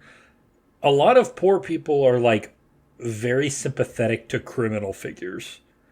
And especially like guys like Capone kind of spoke to them as like, yeah, they're defying the rules of this system that has fucked us so bad. And so they kind of started to see him as like a heroic figure, like they saw a lot of other criminals of the time. After seeing like, because in the aftermath, pictures of the dead bodies were plastered over the front pages of every newspaper in the country. Everybody in the country knew that Capone had done this. And as a result, there was a sudden violent public outcry against Capone. His public perception dropped into the shitter overnight. This was a huge blunder on his part. This is incidentally like one of the things he's kind of famous for. Is a lot of people will point to him and be like, yeah, but he was a criminal warlord basically, but he also like he was beloved by the people of Chicago because he donated a bunch of money to like soup kitchens during the Depression. This is That's one thing that it, I think it's just because of like the culture and upbringing he had that he still believed in like he believed in helping others, but he didn't wasn't afraid to step on others. Like there was this like he constantly gave money to people he didn't need to. Like he had a family like a questionably member of his family, like Gabrielle something. I think it was another Gabrielle Capone, or however it's. I'm bad at pronouncing the original language versions of names. I'm sorry. Um, that they weren't sure if it was related to them or not, but he treated like family, and like he constantly stopped in, gave the kids money, helped support the family before then the father died. That was supposedly like the relative, and he still did that even after their death, and just treated them like family. Like, and he gave money to a bunch of different people, treated them like family, and it was like he had a very strong sense of community, but he also did and like taking care of them, like that one like tangential family member that may or may not have been beat the snot out of him because he was mad about a lot of his Capone's actions, and Capone waved his guards off because this is at the time he still had guards, and just took the beating, and then they just sat there in silence for a couple of minutes, then just started talking as if that didn't happen. yeah, yeah, and I can absolutely believe that like there was that aspect to his character because that makes perfect sense because at this point, this is when like the sort of mafioso sort of code of honor was kind of starting to become a thing. It was like just this kind of sense of like family and community that kind of drove a lot of these guys to believe that like a lot of their actions were kind of morally justified for the good of like the cause of like their tribe basically. That I can fully believe that was like an aspect of like his personality and like the sort of like cultural milieu he was in. The soup kitchen thing, however, was absolutely just a fucking PR stunt. I wouldn't be surprised. Like anything that he advertised big had it. Yeah, it was PR. Like Yeah, 100%. This was just to try and sugarcoat his image after because like we mentioned before, he very much cared about his public image. And this was just an attempt to kind of sugarcoat it. yeah, like very clearly just, and it was very thinly veiled too. Yeah. The issue was the damage was done by this point. There's no coming back from this. Like when the when the bloody bodies are plastered on the newspapers on every major newspaper in the entire country. Like no, you're boned. When your business is that far out there and like everyone knows what you did, no, there's nothing you can do about that. Yeah. So the St. Valentine's Day Massacre convinced President Herbert Hoover to launch a crackdown on organized crime in Chicago, specifically on Capone. And so he assembled a multi agency team called the Untouchables. It was nicknamed the Untouchables. And basically, these guys, they took a bunch of different law enforcement agencies, or like enforcement agents from different organizations in the federal government with different jurisdictions, and put them all into one team. And they handpicked guys that they absolutely knew 100% had no connection to organized crime and could not be bribed.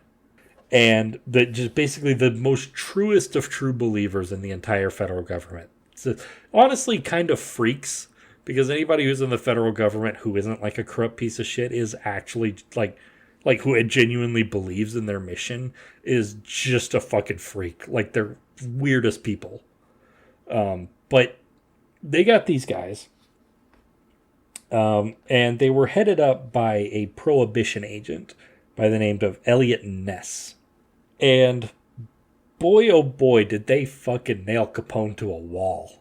Like, there's never been a fall as fucking hard as Al Capone. So their investigation in Chicago eventually led to Capone being arrested on March 27th, 1929. Initially, this first arrest was for a contempt of court because he had failed to heed a grand jury summons. And like there was an investigation into bootlegging in Chicago, and he had been summoned to a grand jury, and he had basically told them that he couldn't come to the grand jury for questioning because He had like a very shitty doctor's note, didn't he? yeah, he had a shitty doctor's note, and they verified they found evidence that he had lied about it because they found out what he was doing while he claimed he was sick. I didn't even think they believed him to begin with. I thought the doctor rejected the note. They didn't. Nobody ever believed them. They always knew it was bullshit, but they never had any proof. So just by legal jurisprudence, couldn't do anything about it. But once they found proof that he actually wasn't sick and had lied about it, they were able to nail him for perjury charges. So he was arrested for that. He made bail. And then a little while later, he was checking out some like business ventures out in Philadelphia. And Philadelphia police ended up arresting him on charges of carrying a concealed weapon. Oh, so this is his first arrest, right? Yeah, and because at this point, like this team, they aren't just investigating themselves; they're getting the police forces of every place he's known to go to kind of cooperate with them and look out for shit to nail him on. And so he goes to Philadelphia. They nail him on a concealed weapon charge. So that's a shot. Fuck. Yeah. Okay, yeah, this is where we're getting into the rough bit. Prost. Cheers. So yeah, he's arrested.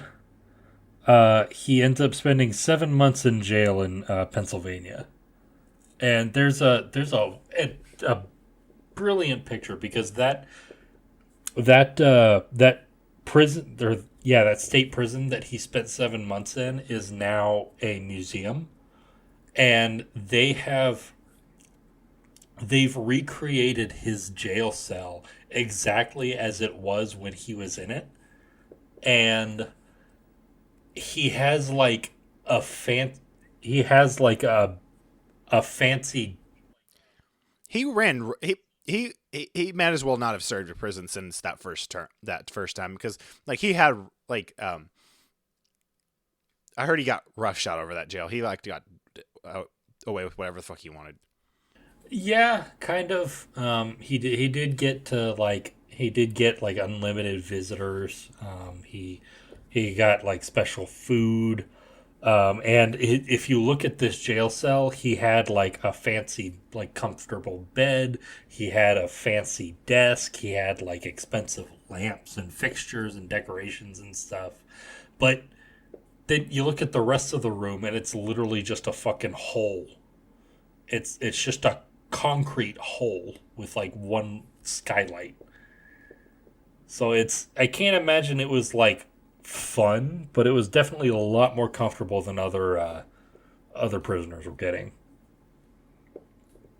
But he spent 7 months in jail in Pennsylvania, and then he gets out. He goes to visit his mansion in Florida, and while he's in Florida, he gets hit with vagrancy charges, which have always been bullshit charges. Yeah, vagrancy charges were invented specifically to find a reason to criminalize being homeless. And so it's just it's a charge that exists to be a trumped up charge. You can just you can hit anybody with a vagrancy charge because it's so fucking vague. Like vagrant. I didn't hear about the vagrant. No, I thought it was one of his siblings that got the vagrancy charge. I guess is what happened that when I heard about it, because I remember vagrancy being brought up, but I didn't remember it.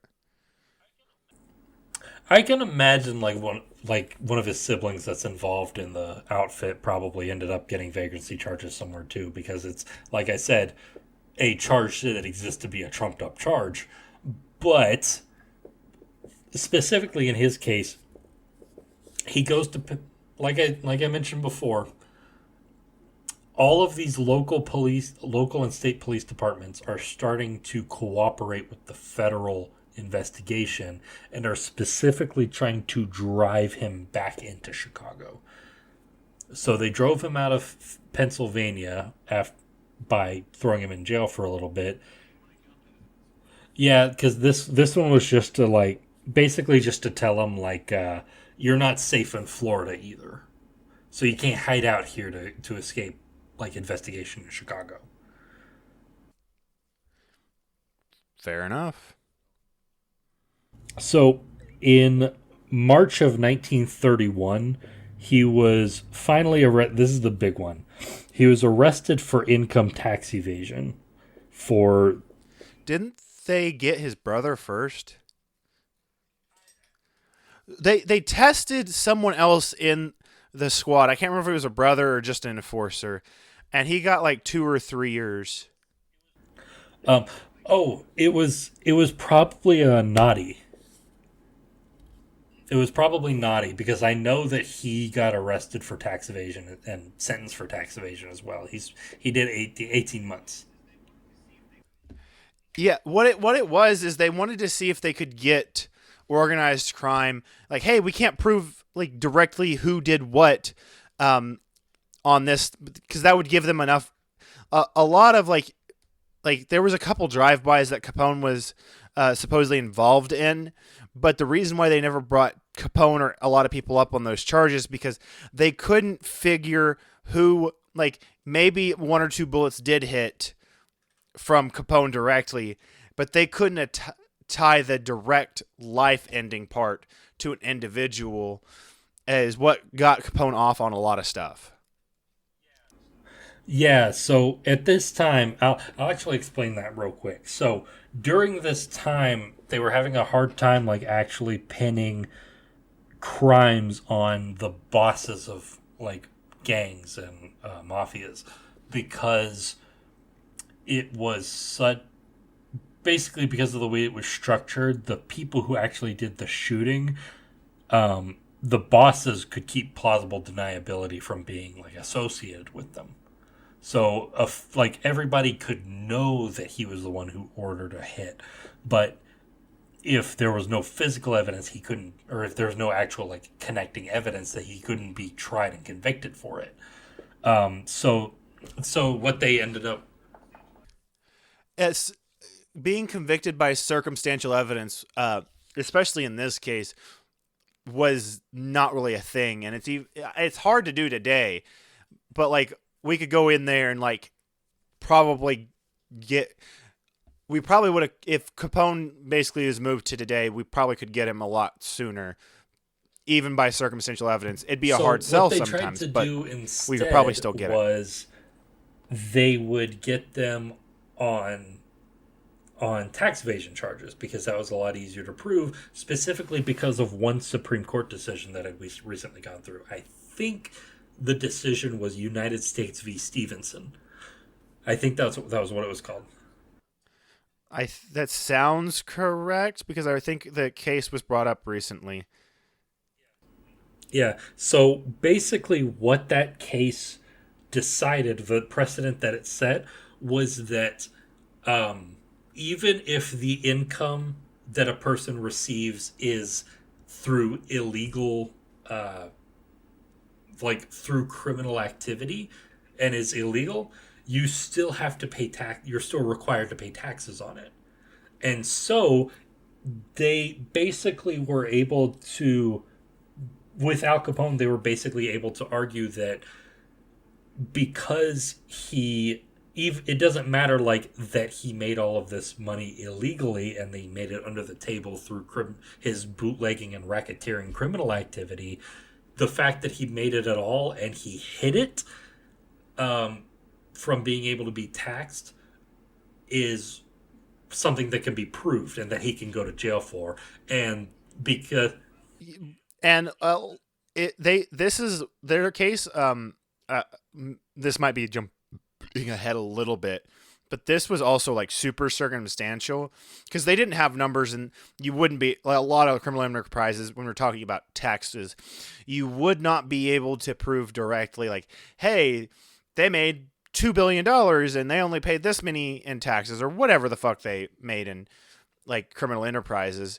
But they were able to say, hey, like everything that you're buying surpasses what you're claiming on your taxes.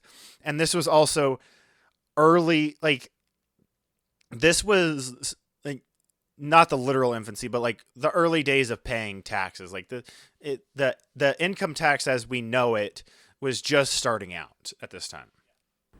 yeah, yeah, prior to the New Deal, the way that the federal government collected taxes was through like direct tariffs on imports.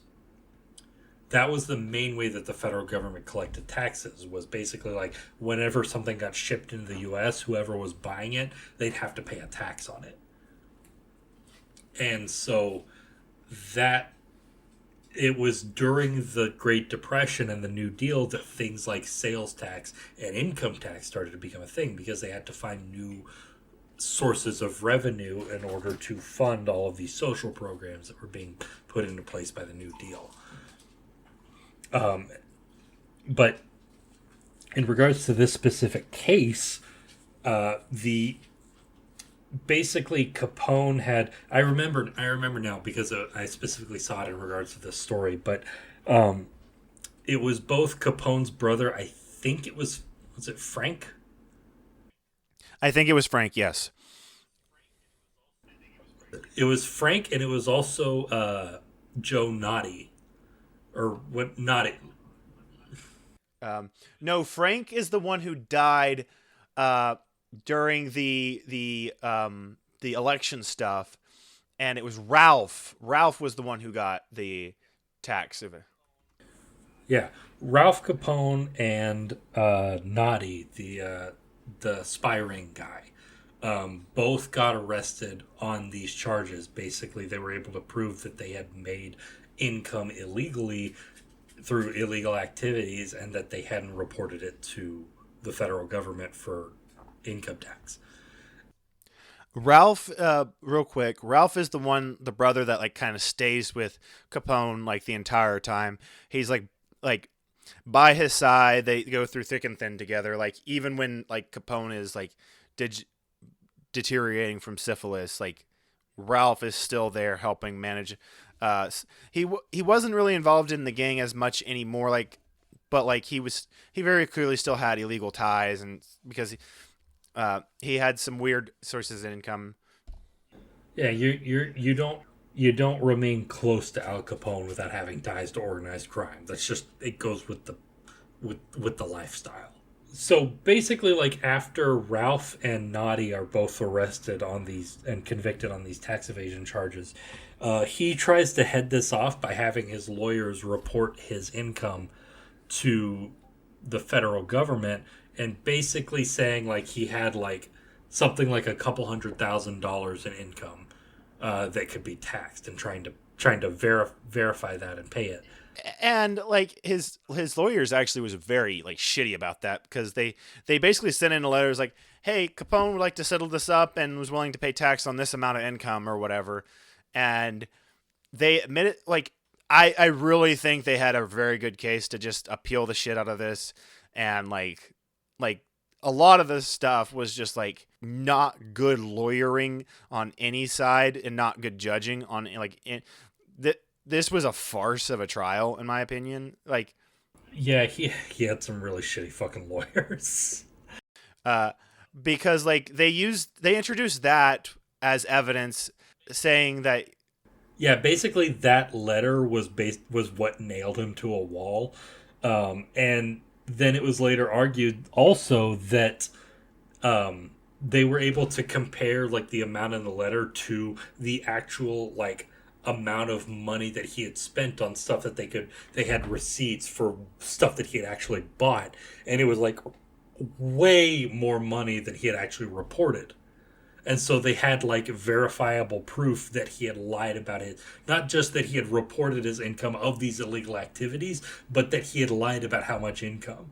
Yeah, my book mentioned that how the way that it should have been gone about is the lawyer should have just basically been like, oh hey, we did or the we're still trying to figure out the taxes or whatever, and not put any like basically state it in a way that wasn't like admitting guilt or culpability. It's like, hey, let's just it looks like there was a mistake or something, but they basically just said, hey, our the way they actually put it, like the actual letter as stated, is like would like to pay like the tax that just resolve this by paying taxes for this amount of income or whatever. Yeah. Here's the thing, though. Even if they had approached it in like an intelligent way, if they had approached the defense in an intelligent way, he probably still would have been uh, found guilty because the entire trial itself was It was a farce. Like, a little bit of a show trial. yeah, no, that the whole thing was like we all know why it was happening. Even Capone's like, and I think that's why Capone, even after the deal gets thrown out, did has he been arrested yet, or are they still investigating? Yeah, March 1931, he was arrested for income tax evasion. Cheers. Prost. No one like I wanted to get back into what we were talking about. No one was like under any like misunderstanding. Like they all knew it was a farce. Like Capone did, the public did, the jury did, everyone did. That's why I don't think Capone fought it as like I think he intentionally did not fight as hard as he could have because I think he wanted to be arrested for this rather than the hard charges because he knew even when he got sentenced hard for the tax evasion, it wasn't going to be as bad as if they actually were able to pin something big on this, and he thought it would dye the it would him going away would kind of like ease tensions, like let him like slip under the radar for a while. Yeah, yeah, because imagine if they had actually found like physical evidence connecting him to the St. Valentine's Day massacre. They would have hanged him. Like he would have died. Yeah, he would have gotten the death penalty. The state would have killed him. It like what happens to him is the light sentence compared to what he would have gotten otherwise if he had actually like faced true justice.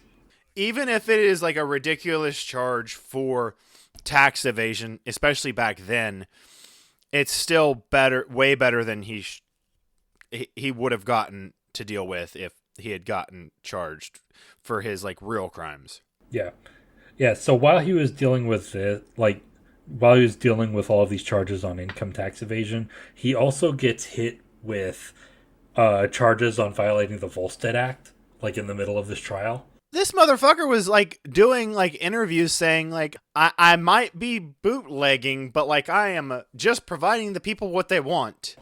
Yeah. Like that's the only crime he ever like gambling, hookers, and liquor were the only crimes he ever like admitted to, but he was like, I'm not really doing anything wrong. I'm just providing the people what they want. Yeah. I fucking love cases like this because just the numbers are so fucking funny to read. He got hit with over 5,000 counts of violating the Volstead Act. Fucking 5,000. Holy shit. They had evidence like verifiable evidence that he had violated the Volstead Act over 5,000 times. God damn. So after that happens, that's like he accepts a plea bargain and he pleads guilty. But the judge refused to honor the plea bargain. And I don't know if you found this. If I remember correct, or if I read this correctly, the judge who is presiding over his trial was a mayoral candidate who lost to the guy that he did a bunch of bribery to help win the mayorship. I didn't know about that. So from what I understood on that, is the mayor was pissed that Capone was trying to make a deal in this circumstance and felt like he was getting off too light.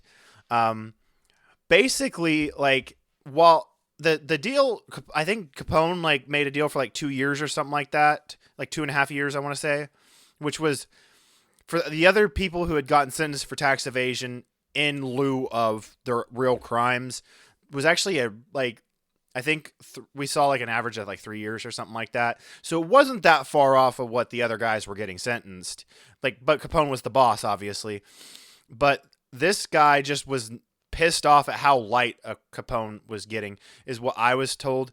But if he was like, he was a Republican candidate for the mayoral election of what, like the one of the mayor elections, where he lost to a Democratic candidate who had been on the payroll of the Chicago outfit.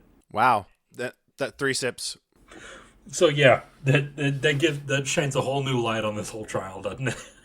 Yes and no. Like, we all knew this like trial was a sham. Like, I think, like, okay, personally, I think he should have gotten the plea deal that he got like honored. Not just because like whatever, they shouldn't have pulled the rug on, because like the Justice Department like had already approved it or whatever. They didn't want to put it in writing, but they did put it in writing. Like, just like, yeah, that's fine or whatever. Like they like the guy who was brokering the plea deal was like, hey, can we get this in writing? And they sent back like, that deal is amiable or something like that. They wouldn't put it in writing, but they put it enough in writing that they probably, like, if they appealed like the deal not going through, they probably could have gotten it. But like, again, I don't think Capone touched that hornet's nest intentionally. I think he like, and also you can argue that this is probably where he's starting to show his mental degradation, because of that, like, because he didn't appeal it as much as he could. Apparently they tried to appeal, like, because some of the tax years were like with outside of the statute of limitations, but the judge ruled, Yeah. in a way like most judges never rule, like, well, because you were gone for this many years, we'll subtract those from the statute, or this bullshit that's never ever used a fucking again. Yeah, the judge unilaterally decided, like, yeah, it's technically statute of limitations, but you spent like half of each year of like the last 5 or 6 years in Florida, and so I'm gonna subtract that from the statute of limitations, and so that puts all of your time back to 1924 back into the statute of limitations. That, and but when they filed the charges was a couple days before some other stuff was supposed to, because the statute of limitations just means you have to start the ball rolling. It doesn't mean you have to be convicted by then. The law enforcement has to start the ball rolling, not like, so they have to file the charges basically by then, before some other statutes of limitations were about to expire, which was fucking ridiculous. Like, I'm like, you've got pretty good stuff showing Capone was evading taxes, and you're going with the stuff that's about to be like not good, and like you still gonna ramrod that through too. Yeah. So the long and short of it is, the plea deal is refused, and Capone's lawyer rescind the guilty pleas. And after all of this evidence is, which is like what you should do if your plea deal is not accepted. Like, you should get the chance to rescind your plea. yeah, absolutely. And so, with all of this evidence presented, he was found guilty, and he was convicted and sentenced to 11 years in federal prison. And then he also got contempt charges that he was supposed to serve, and I heard both that he did and he didn't serve that because yeah. So he was serving. So I can't remember how many, or I didn't find how many years the contempt charge. I think it was a 10-1 split is what I heard, because I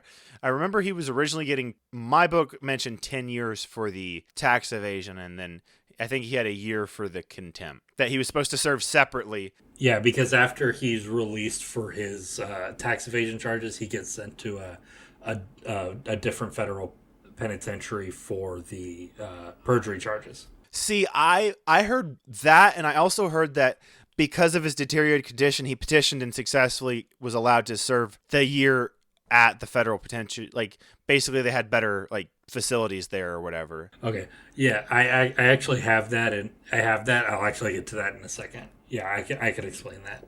So I'll get to that. So he was sentenced to 11 years in federal prison. He was sent to a federal penitentiary in Atlanta in May of 1932. And by this point, a combination of basically the process of all of his trials, his advancing syphilis, and by this point, he'd had a major cocaine addiction for several years. Yeah, he ended up having a deviated septum, is what they said, or something like that. Perforated septum. Yeah, he had a perforated septum from all of his cocaine use, and when he was in prison, he was suffering from really violent withdrawals. Yeah. Also, when he's admitted, I think they say he has degenerated to the point where he has the mental fortitude of a 17-year-old. When he's admitted. Yeah, he has the mental faculties of a 17-year-old at this point. So all of these combined factors. When he's in prison in Atlanta, he is a shambling shell of his former self. And as a result, he's mentally unwell and he's not able to really comprehend his surroundings. And he gets bullied a lot by the other inmates. The other inmates, like... One of his, was this, I think it was this time, not the concealed weapon possession, where one of his enforcers goes in with him, ends up being basically goes in to protect him. No, here's the thing. It was one of his enforcers. Like, this is when that happens. It's one of his enforcers, but it's a coincidence. I thought they did it intentionally. The way it's described is intentional. No, the way that I read it was that it was coincidental that he ended up being cellmates with one of his own enforcers. That doesn't sound like it's a coincidence, though. Yeah. You don't just randomly get celled with one of your enforcers. Yeah, now that I think about it, you're right. So here's the situation, what's going on. He's getting basically like bullied and abused by like the other inmates, and his cellmate is one of his enforcers from Chicago, and his cellmate is trying to defend him. Basically defend him from being abused by the other inmates. That is used as an excuse. The authorities look at that and they say, like, that is proof that the Chicago outfit has infiltrated our prison, and so we need to relocate Al Capone. And so that's why they transfer him from the Atlanta prison to Alcatraz. Now that you say it, it makes perfect sense that they probably planted him there. Yeah, like there's no way he wasn't planted. Like, no offense, like that doesn't just happen. Everything I've heard about Alcatraz just sounds like the entire thing was a bad idea. Like the amount of shit that they did to people there, like it should have never even been open. Well, that's just prisons in general. Yep. Yeah, that's just the concept of prisons itself. It's an abuse factory for the poor. So yeah, he is, and at this point, Alcatraz is like very recently opened. Like in the last couple years, it's actually been opened. And he is one of the first inmates to occupy Alcatraz. And his experience in Alcatraz is a little more positive than in Atlanta. While he's in Alcatraz, he's basically like, because of good behavior, he's allowed to join the prison band.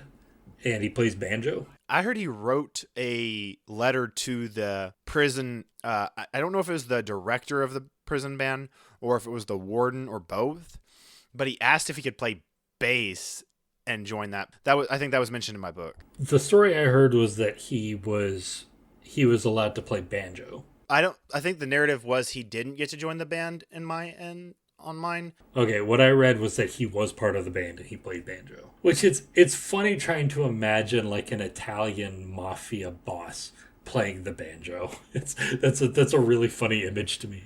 It's very goofy idea, yeah.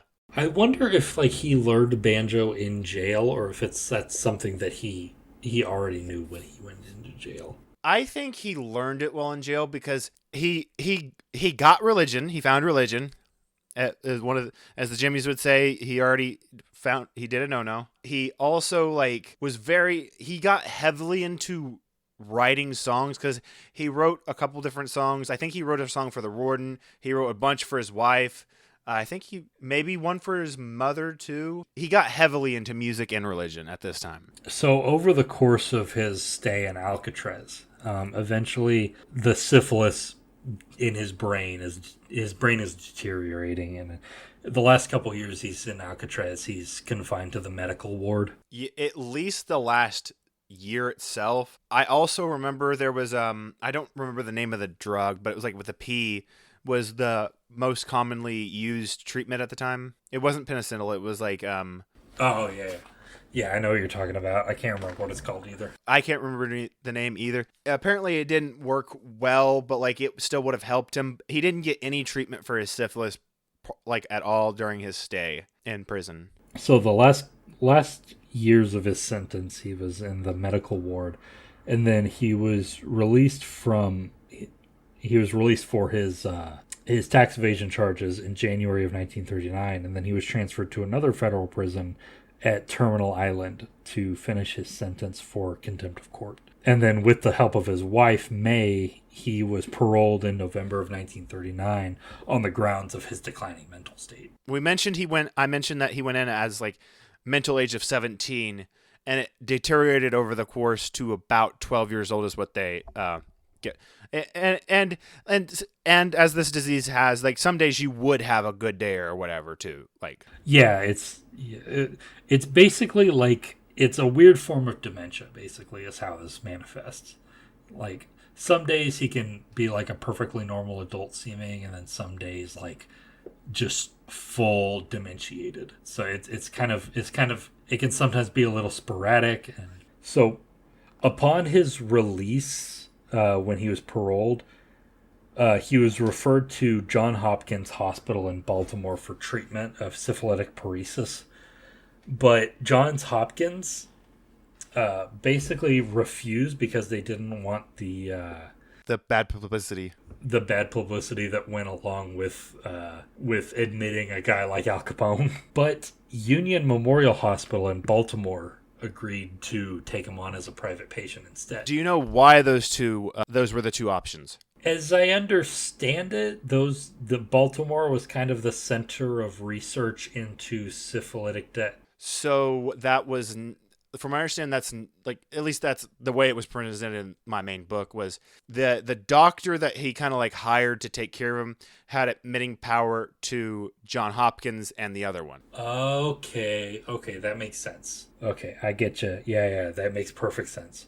Also, after he spent a couple months in Union Memorial Hospital, and after he was released, he donated a couple of Japanese weeping cherry trees.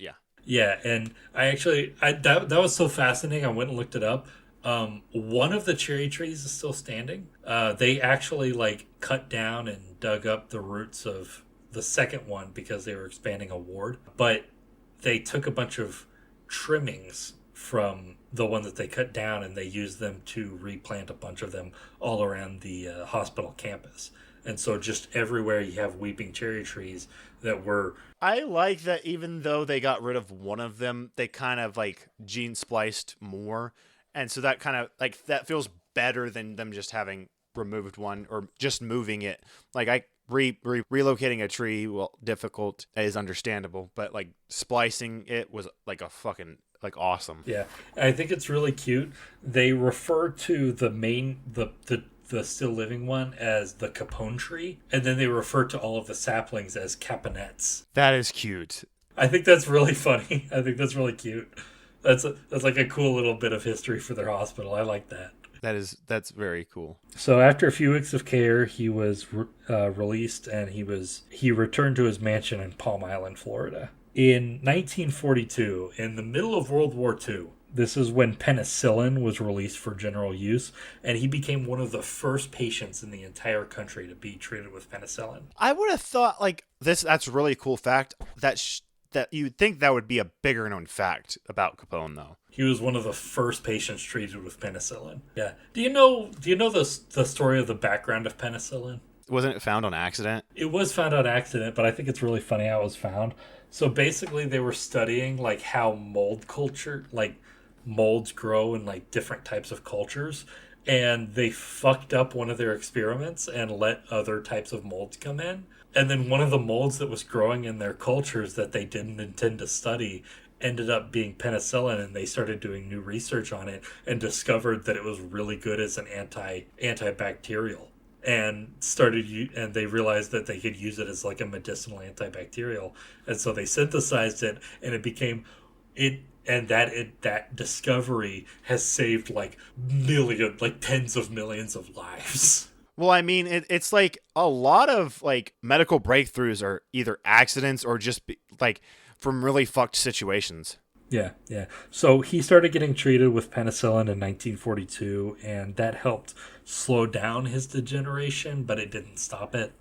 It was too far along. So he ended up spending the last few years of his life with basically spent the last few years of his life as like a rich grandpa. Like he was living in his mansion and he spent all of his free time with his grandkids. Yeah, like a lot of like his family members talked about this years of like how like a lot of people talked about as a feeble old man, but then they recount stories of him like acting like a normal grandfather and all that, and it like just jovial and all around. And there's a lot of like another thing that's we didn't talk too much about, but I want to kind of get into now is a lot of the media coverage around Capone. Like not just beyond like his actions, but like they were like when they couldn't get something to run about Capone, they would just make shit up or like speculate on the wildest stuff. And like for years, it was a thing with May asking them to like, "Hey, can you leave? It's this is harming our son." They didn't really care about what was being written like in itself. I don't think they really like it didn't bother them like when stuff was made up about them. Like in of itself, it's when their son started getting bullied and when it started affecting Sonny is really what bothered them. Like, yeah, so he spent the last few years of his life spending time with his wife and is basically just being like a normal rich grandpa. In 1947, he suffered a stroke, which left him bedridden. And then while he was bedridden, he suffered a heart attack. And then finally, 5 days later, he died of heart failure on January 25th, 1947. And he died surrounded by his closest family and friends, which is wild for a guy who killed hundreds of people. Probably thousands. Indirectly with alcohol, thousands, but like directly through orders through the mafia, probably hundreds. I wouldn't be surprised if like the mafia part got at least close to it. I would be because you said the bombings were at least 100. Then over the 7 years, like I wouldn't be surprised if it got close to 1,000 he directly ordered, but I don't think it got to like 1,000. I think it was in the hundreds. I think, but with the deaths he probably indirectly caused just through like the actions of just through the consequences of organized crime and through like his sale of like illicit bootleg alcohol, probably in the thousands. Throughout all of this, you got to remember, like he had this very. I'm harping on this because that's kind of what my book was about. He had this weird dichotomy with his friends, family, and like personal like connections, where like he was a genuinely good guy to them, and it's really weird to think that someone that ruthless had a soft side like that. Yeah, because people are just people at the end of the day, and it's people are multifaceted and they can compartmentalize or like in a different world, in a different timeline, he could have used that sort of skill set that he had that allowed him to do all the things that he did in a more positive direction. I firmly believe that Al Capone is one of those guys that, like, if the timeline had been different... I think no matter how the timeline turns out, Capone would have been a big name one way or another. Whether he gets involved with the mob or starts his own outfit or whatever or not. Yeah, he was one of those guys who he dreamed big, he thought big, and he was good at organizing people. And that's just a skill set that... He had a very silver tongue, too, like, when it came to that kind of stuff. Like, you don't really see... You didn't see, like, behind closed doors kind of silver tongue. Because, like, he always was, like, kind of, like, standoffish with the media and, like, with, like, a lot of the big public stuff. But, like, interpersonally, he had a very silver tongue from what everything I've just seen. After his death... His body was returned to Chicago, where a private family funeral was held, and he was buried at Mount Olivet Cemetery. And then a few years later, his body was disinterred alongside the bodies of his father and his brother, and they were all relocated to Hillside, Illinois, at Mount Carmel Cemetery, which is where they remain to this day. One weird discrepancy is my book mentioned that he was buried alongside his father. They made it sound like he was, when he was first put to rest, he was there, not that they were both relocated. Yeah, I'm not sure where his father was. I don't know if he was in Chicago at that point or if he had been buried in New York. So what's the aftermath of this? So after Capone's conviction, the Chicago outfit would be taken over by Capone's right-hand man, Frank Nitti. Though that position, Frank Nitti, he was a really forceful guy himself. He was a really powerful guy, but when he took over, there was just a guy under him who was such a fucking big personality that he completely overtook the Chicago outfit, even when Nitti was supposed to be the boss. And this guy was named Paul Ricca. And so basically after Capone was arrested and he spent 11 years in jail, Ricca was basically the guy in charge, even though Frank Nitti was basically the guy who was considered the boss.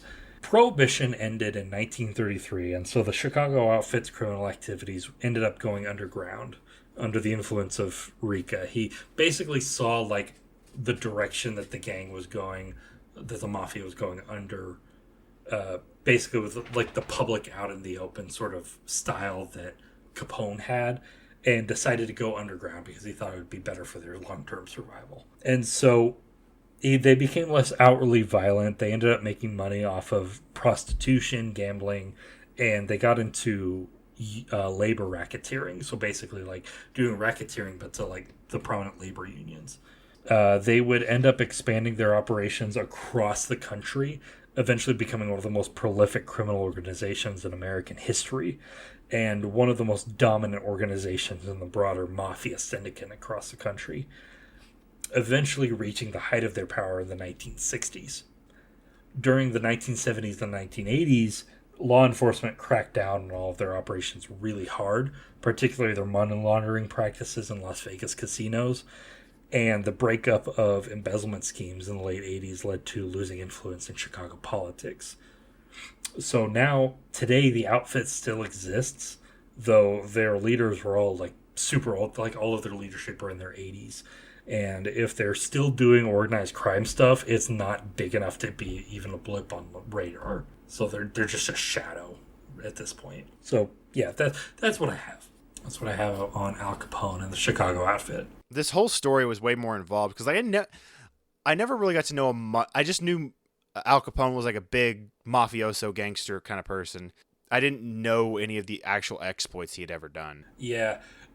What I was really struck by was kind of I was thinking about the broader sociopolitics of statecraft and things like that when I was thinking. I was trying to think of Capone kind of as basically as a political leader, trying to understand him through that sort of context, and it made me kind of realize that in a real sense what the mafia is an evolution of organized crime towards a pseudo state.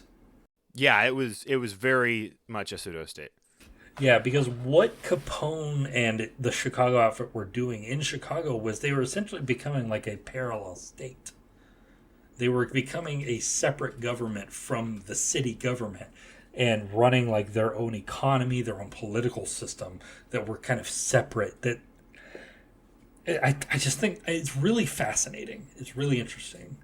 Because I've been thinking a lot recently about the origins of the concept of government and where their origins are, and the ancient history of the human race. And when I see things like Al Capone and the mafia, it made essentially what they were creating was a state. It was a criminal state, but it was a state in every sense of the word. They were in the process of creating what was an alternative government to what existed, whether they realized it or not. And it's gotten me thinking a lot about how we get to this point and how we think about government in general. Like, because at the end of the day, a government is just like, if you leave a street gang long enough on a long enough timeline, it eventually just becomes a government. It becomes an empire. America. Yeah. And I think that's something to really like, it's something that I keep in mind when I think about like how I think about power and how I think about the concept of crime is it's so much more subjective than people really give it credit for. Well, I mean, think of the stuff that was done in Capone's time that would been no one bats an eye at. And it's super taboo today. Think of the stuff that we don't bat an eye about today that'll be taboo like in 20 years or how like 100 years even, because it was about 100 years ago when he kind of first started seeing his power, like his like, and then what we see as taboo today that'll be just like no one bats an eye at. Yeah, but that's the thought that I had when reading about Al Capone was in so many ways what he was doing was he was just a statesman. He was a statesman in just the rawest, most unrefined sense of the word. And that's my thoughts on Al Capone. He was a criminal, and as a result, he was a great politician in his own context. So, Derek, you ready to vote on our favorites throughout these last 3 years? These Alexander Awards, and I'm hoping we'll do this again next year, and we'll just do the from this year on, like the previous year, but we'll cover the last 3 years this time. So, what was your favorite beer to drink? My favorite beer had to be, I mean, I first discovered it when we went on our little expedition to Oklahoma City breweries, but we Angry Scotsman Tenebrious Monk is still like number one in my heart. Yeah, it's such a fantastic brew that now that I'm thinking about it, I need to go get some more. It's not a relaxing beer, that's for sure. It's not an easy beer, but no, that was not an easy beer at all. For me, it would have had to have been the Thumb Cobbler. Yeah, that's a good one.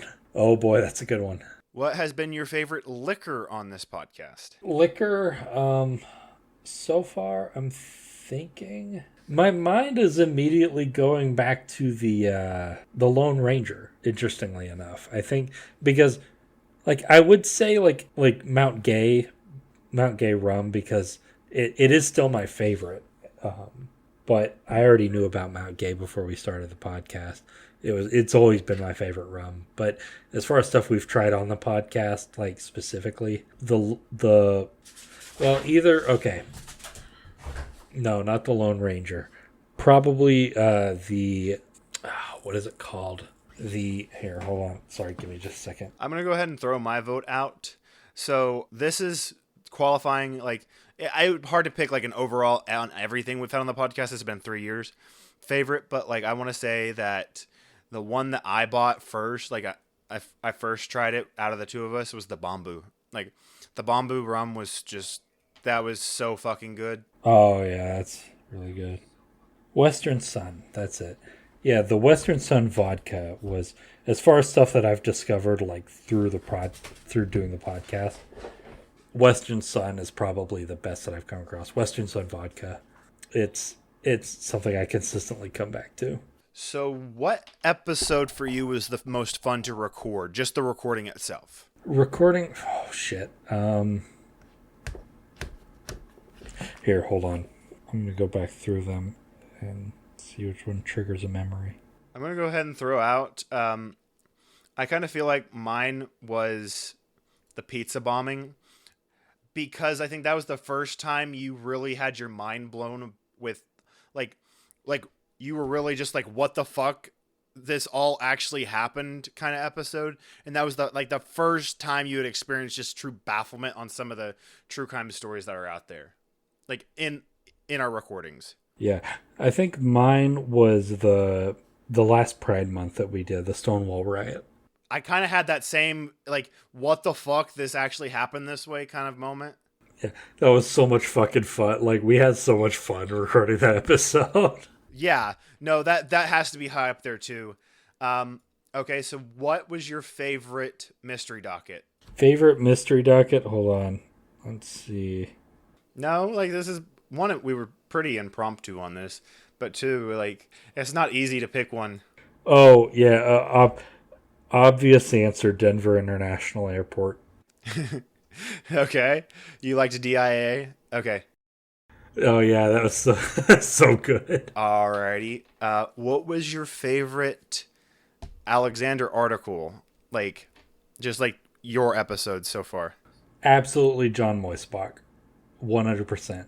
You know, I'm gonna have to say my favorite was the 47 Ronin, just because I thought that I always kind of thought that was gonna be more like a less insane story with how hyped it is in Japanese culture. Like it's like this very big event, but it's really just like this insane revenge plot, and I'm like, I can get behind this. Yeah, that story is so fucking fun because it's like it's like a fairy tale story. It's a story we tell as like a moral lesson, but it just actually fucking happened. That it just blows my mind. What episode was your like favorite to research, specifically just the research part? Oh, French Revolution. Absolutely French Revolution, Napoleonic Napoleon Bonaparte. That specifically the French Revolution though. I fucking love that period of history. It's so fascinating. It's so much fun to read about, even though it's ridiculously complicated. It's just so fascinating.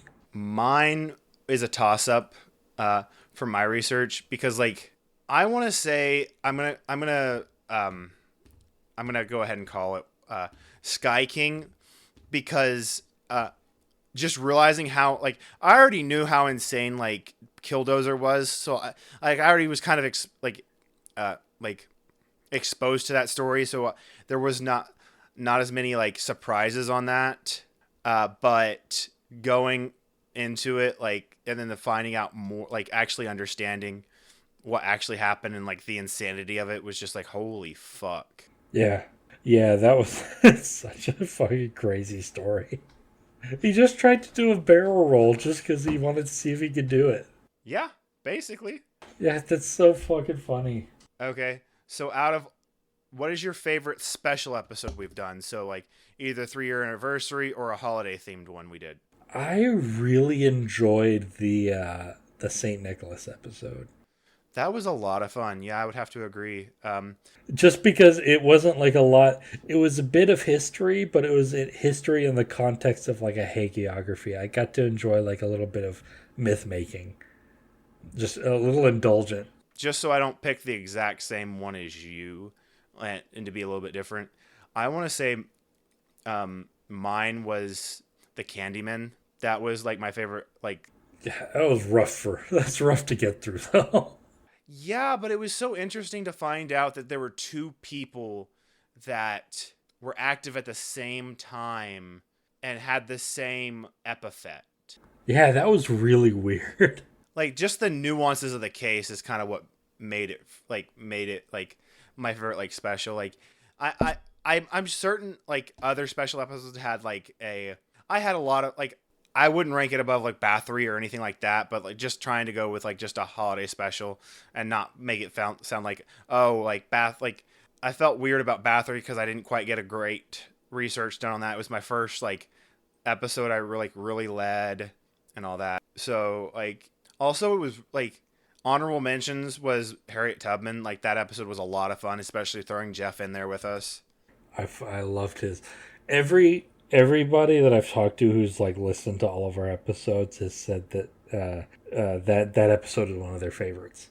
Do you have any like categories that you were wanting to do that I didn't cover? What's your favorite tangent that we've gone on? Fuck, we've done so many. It has to have been one of the ones that like we left on the cutting room floor that we don't remember. But like I can't remember when it was, but I remember vaguely where one time we had like a full hour long tangent back when I was still living with my aunt and uncle. Because we had like a 5-hour recording one time when shouldn't have been more than like a 2-hour recording. Because like it cut down from like a 5-hour recording to like 2:10, something like that. Like it cut down a hell of a lot. And I can't remember exactly what the nature was, but like we had a lot of fun. The one that I remember, I don't remember what episode this was at all, but like I feel like it, whatever tangent we got onto that led to after the recording, you asking me to be your best man was probably my favorite, because like it we ended up talking. It was like we had continued the tangent after the recording, and then Oh, I damn near cried at it that night. oh. Well, you're still my best man. And if I ever can hold down a relationship long enough, you're definitely going to be mine. Yeah, it's something that is never going to get taken away from you. Is you're always going to be my best friend and my best man. I'm trying to think. What episode did you really enjoy recording, but you feel like, and we can't do the obvious multi-part ones or whatever. So post John Musenbach, like you feel like you want another stab at it, but you still think we did a good job at it. Oh shit! Hold on. I'm gonna have, because I know I'm gonna have a good answer when I look through them. Hold on. I want us to give 2 answers to this. Pick one that I was the leader, and pick one where you were the leader. So 2. So pick a Alexander article and a mystery docket. And again, it can't be the obvious ones where we like you still think we did a good job. We're not like cringing at it. For mine, for a mystery docket, I mentioned it before we started recording, but like I think we did an okay job. But this was before we really had mystery docket figured out. The DB Cooper episode, I'd really like to redo that one. But I still think we did a good enough job. I don't cringe at it like I do the Missing 411 or the Girl Scout murders. But I still think, like, if we do it under the new format, do a little bit better research, I think it'd do a lot. I could cover a lot better. For a mystery docket, I'm thinking. John Benet Ramsey's in there too for me, like a close second, just because seeing how much actually I missed. Like, there's a lot under the surface that Lore Lodge, like, they're doing deep expo. Like, they've done like 4 episodes on the Ramseys because of the Netflix documentary, and they have at least 4 more that they want to do. And they're just like, wow. I'm thinking probably John Benet Ramsey too. I think we could circle back around to that one. Probably like ones that I would want to, like, I wish I'd done better on would probably be like the Crusades. Yeah, I can agree with that. That was good. Part of me wants to redo the first one, not because I think we did a bad job covering it, just because I don't like our audio turned out on that one. Just because that was our first time recording in person, we didn't really troubleshoot well, and we didn't really have great equipment to do that. That way. For the same kind of reasons on the Alexander articles, I kind of want to say it would go with Simon Bolivar, because that was when my Wi-Fi was still being fucky, and we tried to record that exact episode like 3 times or something. Like, and we actually got into the episode 3 times, and I think we still did a good job on that. Do you have any more? I know you popped out one earlier, but No, I think that's all I had. I'm really fucking drunk right now. I need to go to bed. yeah, you've been like dazing a little bit. Alrighty, buddy. Where can they find you on socials medias? They can find me on Blue Sky at Visigoth. The O is 0. Tim, where can they find the podcast and your stuff? They can find me on Blue Sky at Tim, aka Otis. They can find us on Facebook and Instagram at the Alexander Society Pod, on Blue Sky at Alex Society Pod, on TikTok at Alexander Society. And if they enjoyed what they listened to, they can give us a rate and review on their streaming platform of choice, and we will see you next time. Bye.